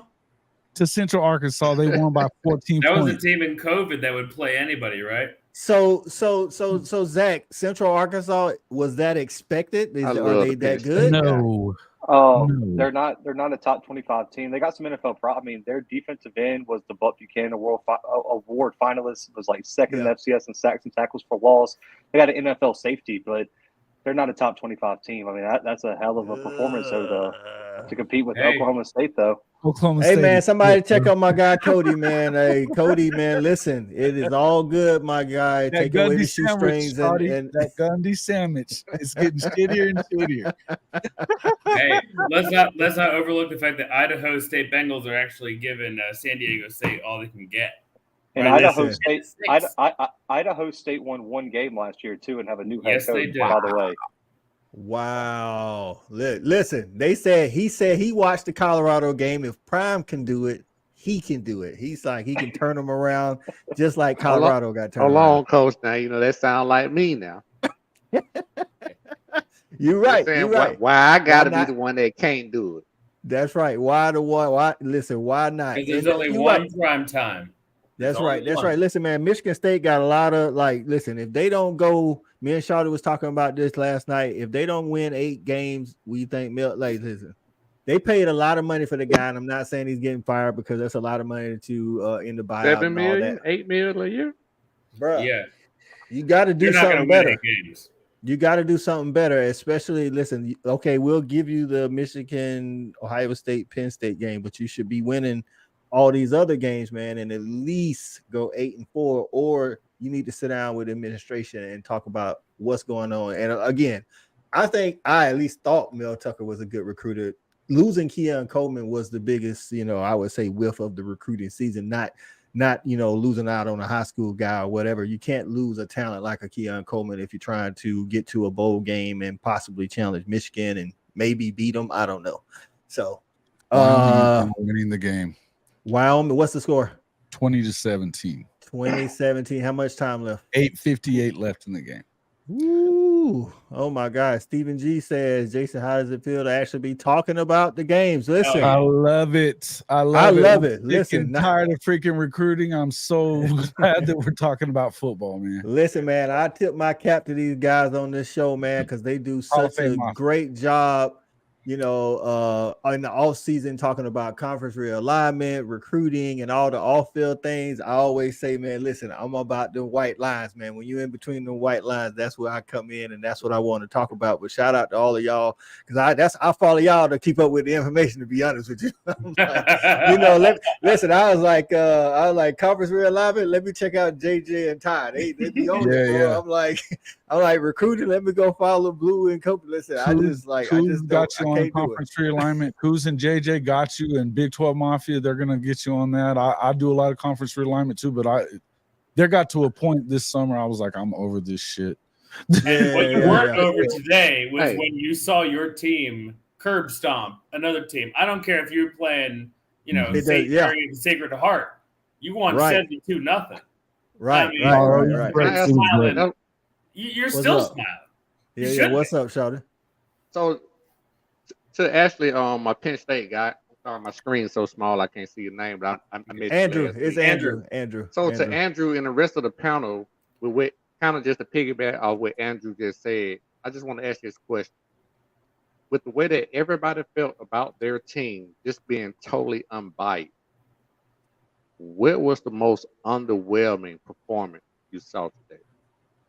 Okay, so we'll start Andrew, Penn State. I think the lack of the fact that we couldn't get to the quarterback as much as we would want to. The coverage was good in the secondary. That wasn't going to be a problem. And we didn't clear enough long running lanes for Singleton and Allen to hit because they only need 6 inches and then they can get there. But we didn't formulate enough lanes for us to actually, hit that perfect thing and get to ESPN highlights. It took a great effort by a first-year starter for us to really feel comfortable. But I think the interior defensive line is still a weakness, and our offensive line is still gelling, and that's been like 6 years, and it's still downloading. It's kind of like when you're trying to download an app, and then you just see that circle of death. That's basically our offensive line. And hopefully by week 7, when we play Ohio State and Columbus, that thing is going to be fully downloaded. So listen, I'm gonna jump in here and go second. I know we hadn't talked about the Dogs won 41-7 versus UT Martin, and y'all can check out our show this coming Tuesday at 8 p.m. where all of me and the rest of the cast members will jump in it. But the energy for one on offense looked like we had a national championship hangover. It looked like those guys were like, I got 2 rings. What else you want me to do type thing. It was just the energy of the whole thing. We didn't get a good rhythm. And then run blocking. I need to see more push on the line from run blocking. Like pass blocking, nobody's touching our quarterback. I mean, our defensive line can't get back there. But the run blocking, we didn't move the line of scrimmage far enough for me. I get it. It's first week. It's UT Martin.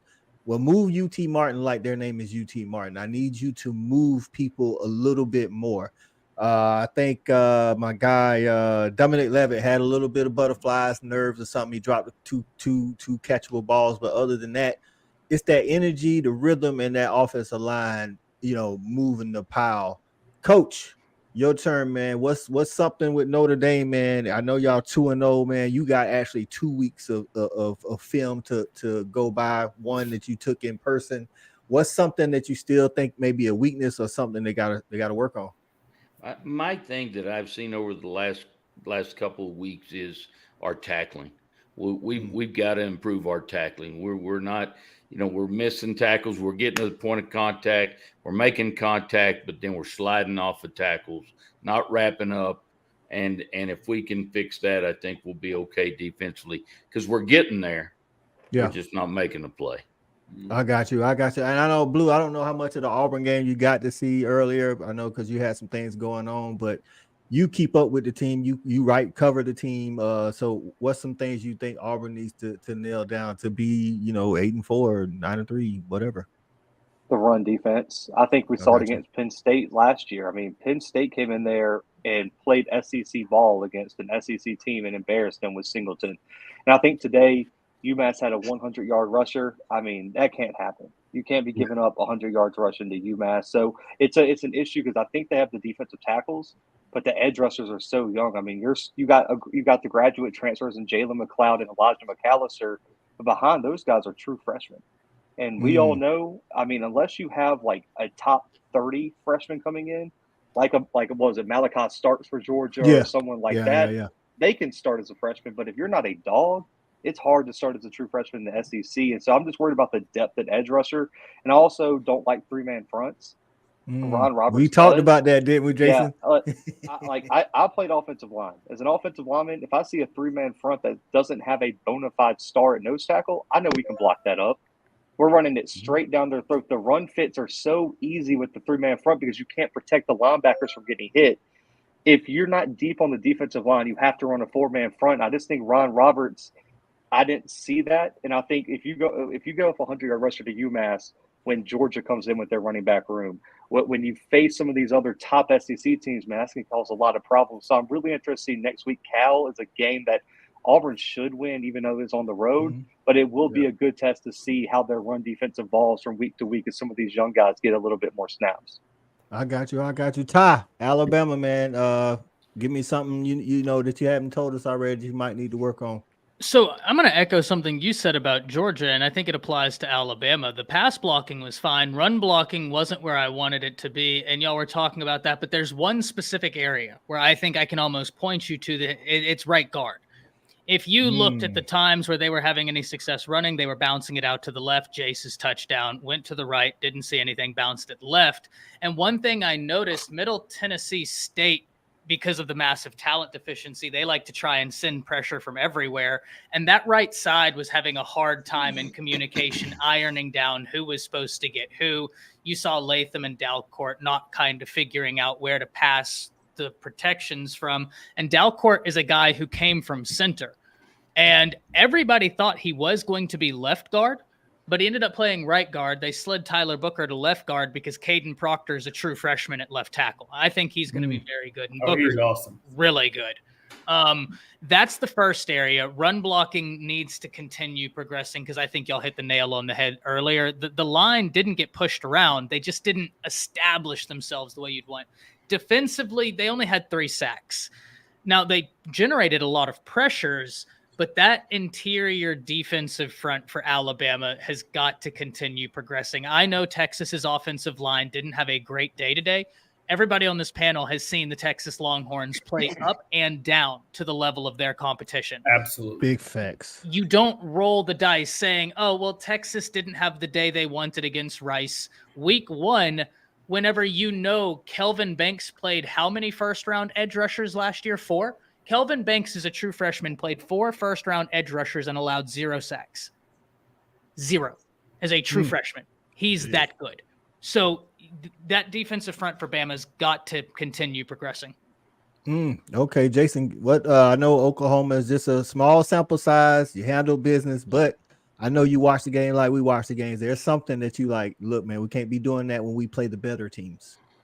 Yeah, I think that there was a couple of times that you saw them gash the coverage a little bit. You know, it's hard to pick anything out really when you go 73-0. I mean, shit, man. What do you want me to say?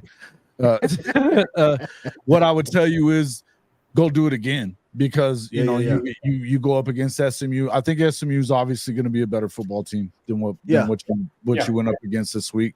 You can go out there and I would tell you that you want to see them put their foot on their neck too and not let them get a bunch of points. I mean, the offense. There was a couple of things that you didn't see Jalil Farouk and there's been times over the last few years that he has kind of disappeared for Oklahoma. Yeah. I think that a lot of people would recognize that. But I mean, today was kind of close to a perfect game. But I would tell you that Jalil, there's been times that he hasn't shown up, right? Yeah. And today maybe that was about the fact that they were finding Andrell Anthony. He was getting open. He didn't. But it just didn't seem like he got. But look, man, it's a long season. Again, when you put up 72 freaking points, I mean, it is what it is. You go and you 73 points. Excuse me. You take it. You take it. Yeah. Don't let SMU run it up. I think that if they can get through these first 3 non-con games, not giving up any more than like maybe 15 or 20 points, I think it's probably a good sign moving forward. Did you get Anthony this year in the transfer from Michigan, or was it last year? This year. Yeah. This year. And then Jalil Farouk, I know, was between OU and Penn State. Now, is he your slot guy? No, Jalil's been there for the last few years, so he's no. I know that. I'm just saying what XYZ, like which position? Yeah, he's the X guy. He's the X guy. So he's been, but I mean he's shown flashes at times. He showed flashes 2 years ago in the Texas Bowl game against Oregon. I mean, he's got speed, he's got good hands, but just seems like there's times that he's maybe not into it fully. You know what I mean? Yeah. Where to get a little lazy or whatever. And Shawty, I think you would probably say that it's easy to kind of take yourself out of the game if you're not getting looks or something early on. Some receivers don't do that. And I think that you have to make sure that you continue to do the right things, play after play after play, whether you're getting the ball or not. And that's when you get the trust of your quarterback, right? Yeah, man. But like you said, 73-0, it's hard to pick out things. You know, I'm that type of Is. guy. I'm not hating on Jalil yet. Listen, I think he's still gonna have a great year.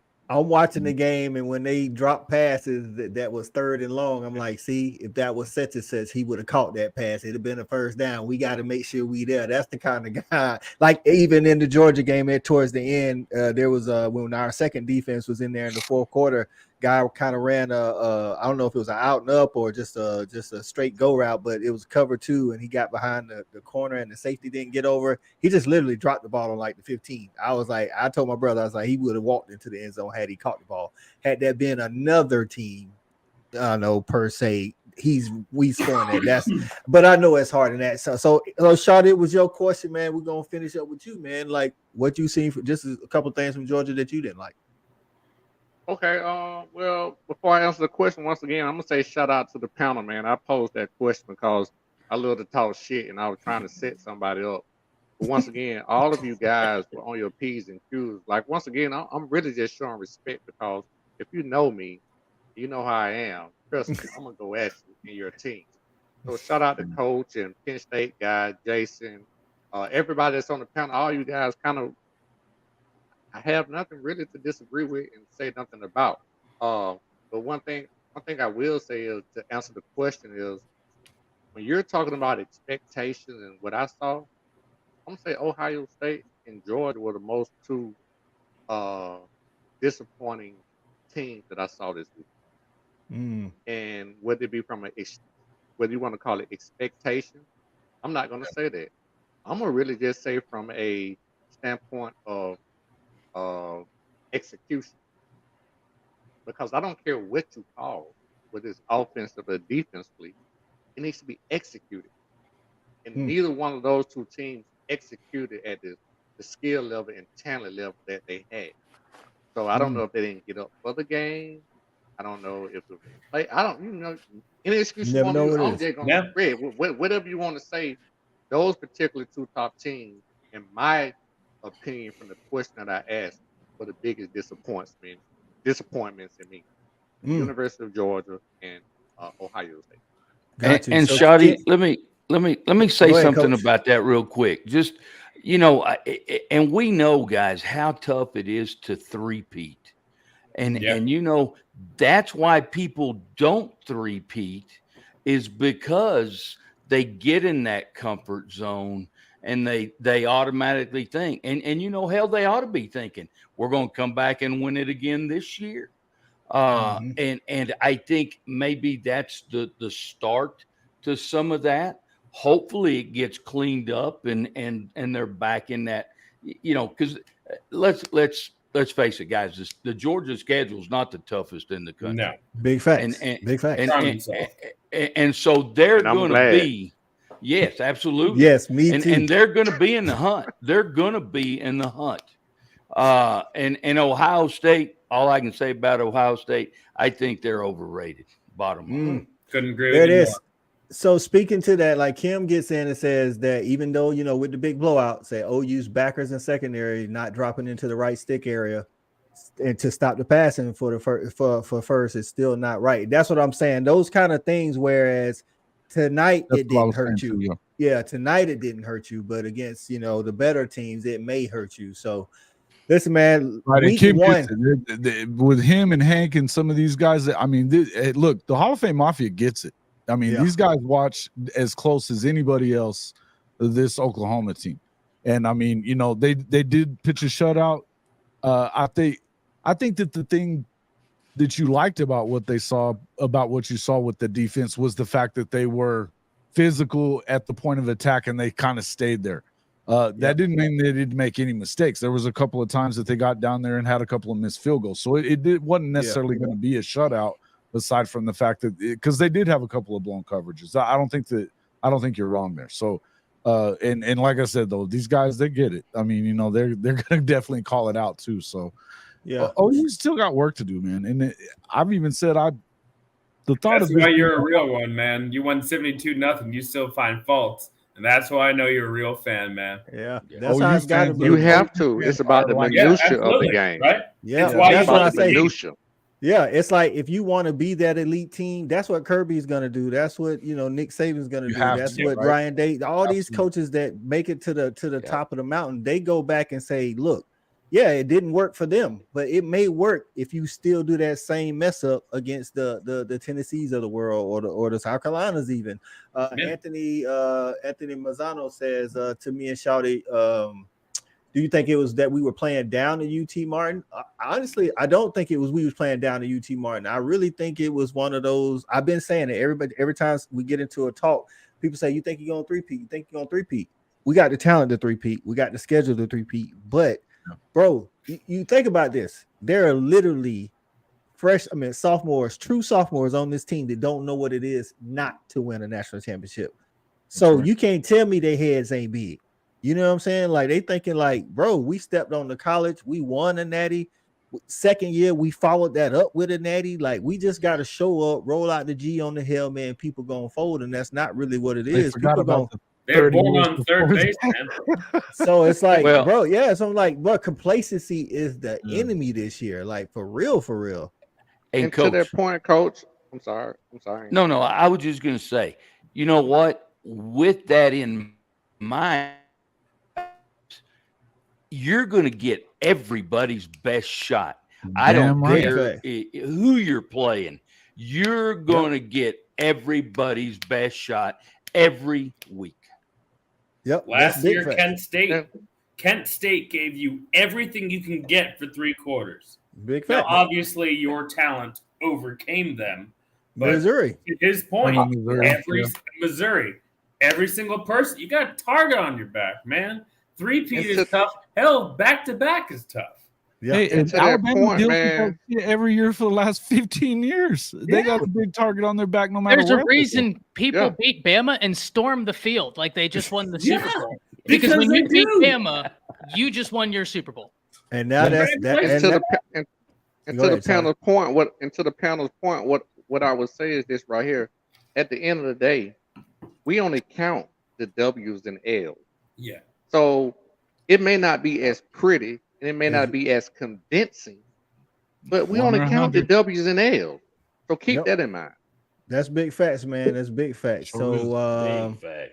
get to it. Listen, man. We been going. Listen, y'all fool around me. I have you on here 4 hours now. I can talk to you. I'm happy. I'm so happy college football back, bro. Listen, so I understand if y'all somebody needs to drop off. That's hey, but listen, we got a couple of questions that I had started from earlier. Hopefully Carson is still with us. Carson Carpenter wanted to know what the panel thinks about LSU, FSU tomorrow. Oh, He's man. got That's a great FSU game. because he says, because technically this is still week 1. He said he's got FSU because they got a special quarterback. I'm gonna be honest with you, Carson. If you're still looking, man, they both got special quarterbacks. So Bang. With the listen, same numbers, the exact same numbers. you know what I'm saying? And LSU got a good wide receiver core. Florida State has a good wide receiver core. You know, they both got talent on defense. And I mean, you got Harold They both Perkins could on be one. playoff teams. Listen, man, you got Harold Perkins for LSU. You got Jared Verse for FSU. You know, so I guess Charlie, you down here, man. I'll go ahead and start with you, man. Just quick, what you expecting from tomorrow? So are you asking me for like LSU, yeah, just like who you think who you got winning? You know, I listen, I don't know what's going on down in Tallahassee. You know, they don't put some in the Kool-Aid or the punch or whatever they drink. I don't know what's going on. I like FSU. I'm not gonna lie. I do see the progression in what Norvell is doing. I like what he's doing recruiting wise, and I think he has the program turning. Yeah. But I think LSU just has a little bit. I think they got a leg up on them. I got LSU winning this game. And I think the game that they won last year was because of a whole bunch of different circumstances. But I won't even go back to the past. But I like LSU. I got you. All right, Zach, you're Auburn alum, man. You in that West. You see LSU every year. It's a big game, Tigers versus Tigers. Who you got tomorrow, LSU or FSU? LSU. I actually had them in my preseason prediction making the playoffs this year. I think they can What's be the that number spread? 2. Sorry. 2.5. 2.5 2.5. LSU. 2.5 LSU. Yeah. But I think you look at Jaden Daniels, he took a massive step last year as a quarterback. I'm excited to see him in this offense year too. And then, man, Malik Neighbors, he might be he's one of the most underrated players in the country. That kid can ball, man. Yeah, he And can. wide receiver. And so you got a big target. And then we already know what Harold Perkins is going to bring. And when you look at that LSU secondary, I think they've been loaded for, 20 years straight, it feels like. They always have. I mean, they have so much talent in the secondary. They check all the boxes for me, and they're a team that last year they went through that Tennessee loss, and that could have turned really ugly for Brian Kelly. I mean, Tennessee went in there and put it on them in front of their home crowd, and you saw how that LSU team matured throughout the season. That Georgia game didn't go how you wanted it to, but I didn't think many people were going to compete with Georgia they didn't match up very well with Georgia last year, in my opinion. This is a team where I think Brian Kelly, everyone wondered why he left Notre Dame. It's tough to build a team like you can build at LSU at Notre Dame in today's age of recruiting. I think this is the year Brian Kelly shows that, man, he is one of the top coaches in the country, man. And I think LSU makes a statement on during this game. All right. Damn it, Andrew. Zach. Andrew, what you got in this game, man? Okay, here's the thing. Mason Smith is out for LSU. He is a game wrecker because he signed autographs before it was legal. I don't care about any of that stuff. Jordan Travis is the real deal. I think that with Johnny Wilson from Oregon, who is a hell of a game wrecker, and we also just talked about Keon Coleman. Where'd he go? Yeah, that's right, FSU. They got Jaheim Bell and tight end. I think that Jordan Travis is going to ball out. I think Mike Norvell is going to come up, and they're going to beat LSU in a very small margin game. That's what it was last year. It was a missed extra point, and that's how it happened. I think it's just going to be a great game, and I think whoever wins or loses can still make the playoff. I think FSU still wins the ACC, and I can see LSU winning the SEC, at least the SEC West. Don't know about against Georgia, but I think I have trust with FSU. They are just a fun team. I got you. Ty, you get to see them LSU Tigers when they're taking on Bama every year, man. Brian Kelly doesn't have to recruit at LSU because it recruits itself. What you got in this game tomorrow against the Seminoles? So I'm going to pick the Seminoles, and I'm going to tell you why. John Emery's not playing. Denver Harris, I don't know what his situation is. Mason Smith not playing. I know we like LSU's DB room. Gentlemen, this is an entirely new DB room, and half the DBs they just brought in got hurt. J.K. Johnson just got hurt. Keon Coleman just put up huge numbers. And not only that, FSU got, before Travis Hunter entered the transfer portal, the #1 transfer available in the Porter Fintrell Cypress. It's about that front seven, though. Yeah, and then they have those two. They have that, what might be the #1 edge rusher in the draft, Jared Verse. Yep. Right? So, and this was an LSU team that could not establish a run without Jaden Daniels last year. He was the run. He was their leading rusher. So this is going to be a phenomenal game. I have it super close, but because I've consistently picked FSU, I'm not going to go away from it. This is going to be an amazing game. LSU is going to be a great team. I am interested because LSU historically figures out their DB room. I do agree they're going to get it right, but that was an area where they've been kind of questioning, right? Yeah. How that's going to look because they had to go get so many guys from the portal to come in and try and play immediately. And one of the guys they were looking forward to, he sustained a season-ending injury August 10th or August 11th, I believe. So that's going to be something we have to watch. That was the guy from Ohio State, and then like J.K. you said, Johnson. Yep, and then I will say a name to watch is an FCS transfer they got, a 2-time FCS All-American is Zy Alexander. Great one. From Southeastern Louisiana. Great one. That kid, I got to see him play in person. He had a game-winning pick in the playoffs against Idaho last year in the first round. He's got the length. He's got the size. Like, that's the kid that's going to play on Sundays, and he transferred in. I expect him to be a big piece. I want to say he's wearing 24 this year for LSU. Like, that's a name to watch this weekend. Okay, shout out to Kim, man. Hey, appreciate you tuning in. Hall of Fame Mafia. Say you got to get out there. Say you love the panel. Love great show. Appreciate you. Coach, who you got tomorrow, LSU or FSU? Well, let me start by saying this. I would agree with what was said earlier. Brian Kelly's a hell of a football coach. I don't agree with the statement that he couldn't recruit at Notre Dame. No. I said he didn't like to recruit. Oh, okay. Now I'm with you now, yeah. Coach, because you are exactly right. He Because didn't Freeman like is to definitely recruiting. exactly. He did not like his ass was out on the golf course. And coach, I think he just reached a pinnacle where he could only get a certain type of player, and he realized he couldn't get the players he needed. But that's true. That's true. But look what Marcus is doing. I mean, yeah. Marcus is throwing that out the window because he's going out and getting those 5 stars. Brian Kelly was stuck on 3 stars. I mean, if we got a 4-star every now and then, we were doing good. But anyway, with that being said, the other thing, Brian Kelly's going to lose this ball game tomorrow night. And I'm going to tell you, he already lost it. And I tell you why he already lost it. Because he's giving damn bulletin board material to Florida State. And guys, in a game like this, you don't give people bulletin board material. You know, he's already bad at trying to speak Cajun, and he's already bad at trying to dance the way he does. But I'm going to tell you, it's going to come down. It's going to be a hell of a game, like everybody has said.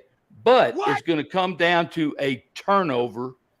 Turnovers are going to make the difference in this ball game, and Florida State wins it.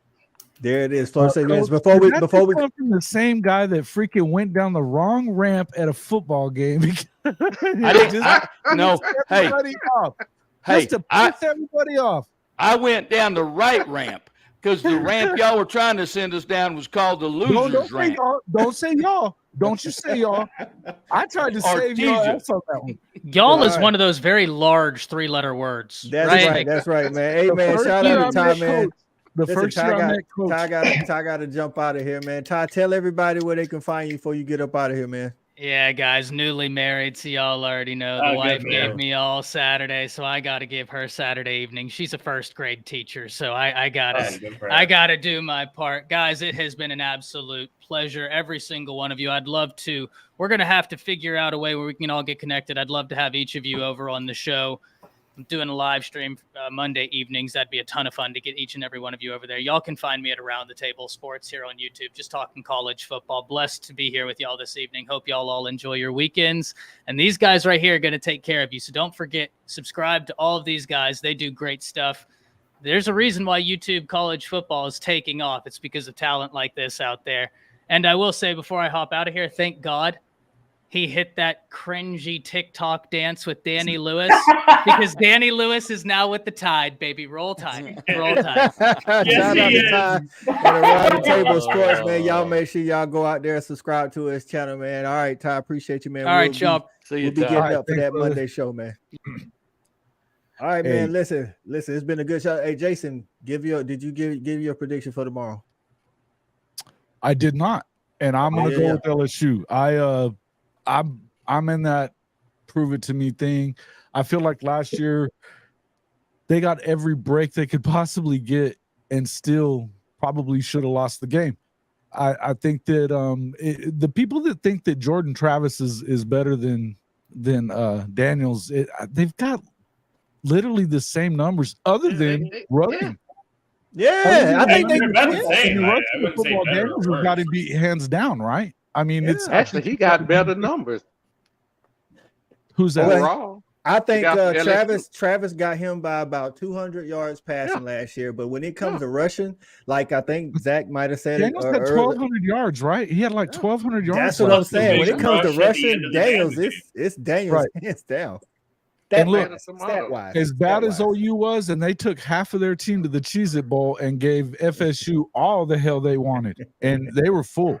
So look, when FSU shows that they can beat NC State, Wake Forest, and God forbid you beat Clemson once, much less twice in the same season, when you ain't done it, you haven't done it in 8 years, then I'll buy into him. I like Mike Norvell overall. I just don't know that I trust him in this. And I think that Brian Kelly's one of the best coaches in the country. I don't think he's a recruiter, but you don't have to recruit there. They both recruit. Hey, shout out, man. Listen, man, it's been great. It's week 1, man. It's been good to be back talking college football and not a whole bunch of off the field stuff, man. I'm loving it. This is my favorite time of year. Everybody knows that, man. We're going to keep trying to bring y'all the all-star panels every Saturday night at 10 p.m. Eastern, man. Listen, before we get out of here, everybody going to shout out where they can find you. I want to personally thank you guys for showing up and showing out, giving us that great content. We'll start with you, Jason. And Jason, I got to get with you. I don't know how to do the sound effects. So go ahead, Jason. Hey, man, you can always find us you can on our website is hofmedia.us. That'll send you everywhere we are. But on Twitter, it's JW_HOF. And then it's just at CFB-pod. On YouTube, we're putting out content day after day on this channel. We're hoping to grow and love being in these shows with these kind of guys. I mean, this is talent like you wouldn't believe. I enjoy having these conversations with you guys. You know, Shawty, we don't mess with you because we know better too, man. So I mean, you know, you know too. So hey, you know, hey, I enjoy it. I love it that you guys come on my show, and I'm honored to be here with you guys too. So thanks a lot. That's right, Shawty. All right, hey, listen, man. Y'all don't know, man. Listen, Shawty's a great debater, man. Hey, y'all make sure y'all catch us out on Tuesdays, man. The fan fight will be back this Tuesday coming. So he's the reigning champ. So Shawty, tell the people where they can find you at, man. Yeah, man. Before I say that once again, man, like I just have respect for this particular panel, man. Like I said, I literally come on this show literally looking for someone. I'm looking for the weak link. And I'll be honest with you, man, I was very impressed with everybody on the show this week. Like, shout out to everything that all you guys do, man. And I always show respect in this due.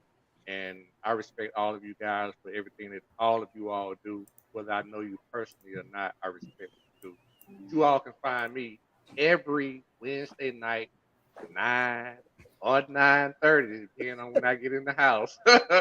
Just my damn opinion.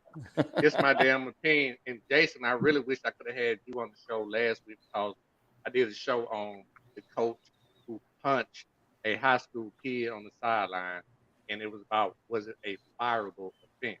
And I really wish I could have had you on there. So I got to start shooting you my link when I do my show. Let me know. Check it out. Yeah, man. Anytime I'd be honored to come on, man. I love your show, man. Yeah. So I really wish I could have had you on there. But with that being said, yeah, man, y'all can find me on Wednesday night. Just my damn opinion. 9 or 9:30, man. Look out for me, man. Like the channel, subscribe, all that good stuff. That's right, man. That's right. Hey, listen, we always glad to have Andrew on, man. Penn State guy, keeps it real, man. Listen, Andrew, tell them where they can hook up with you, man. Yeah, as I said, _Penn State. Just find me on Twitter, X, or whatever the hell we want to call it right now. And you're going to probably see me here on Saturday nights because I love chopping up with all you guys. I think my guy, the breadth and depth of knowledge and information and lack of BS is great. And I love the fact that everyone's a real one because we picked out the worst of our team's wins. Real. And I know we're going to be the hardest ones to possibly say, like, oh, my gosh, we won. But shouldn't we have gotten that?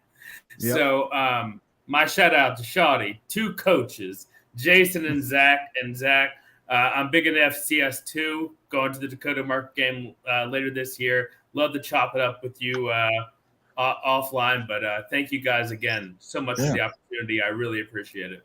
No problem, man. Yeah, man. Shout out to Zach for coming on, man. Me and Zach have been together on Kobe Orr Show. Y'all make sure y'all check out the Blitz City podcast as well. So, but Zach, tell them where they can find you at, man. Yeah, the Blue Bloods, all podcast streaming platforms, YouTube. We launched a website now, the bluebloodcfb.com.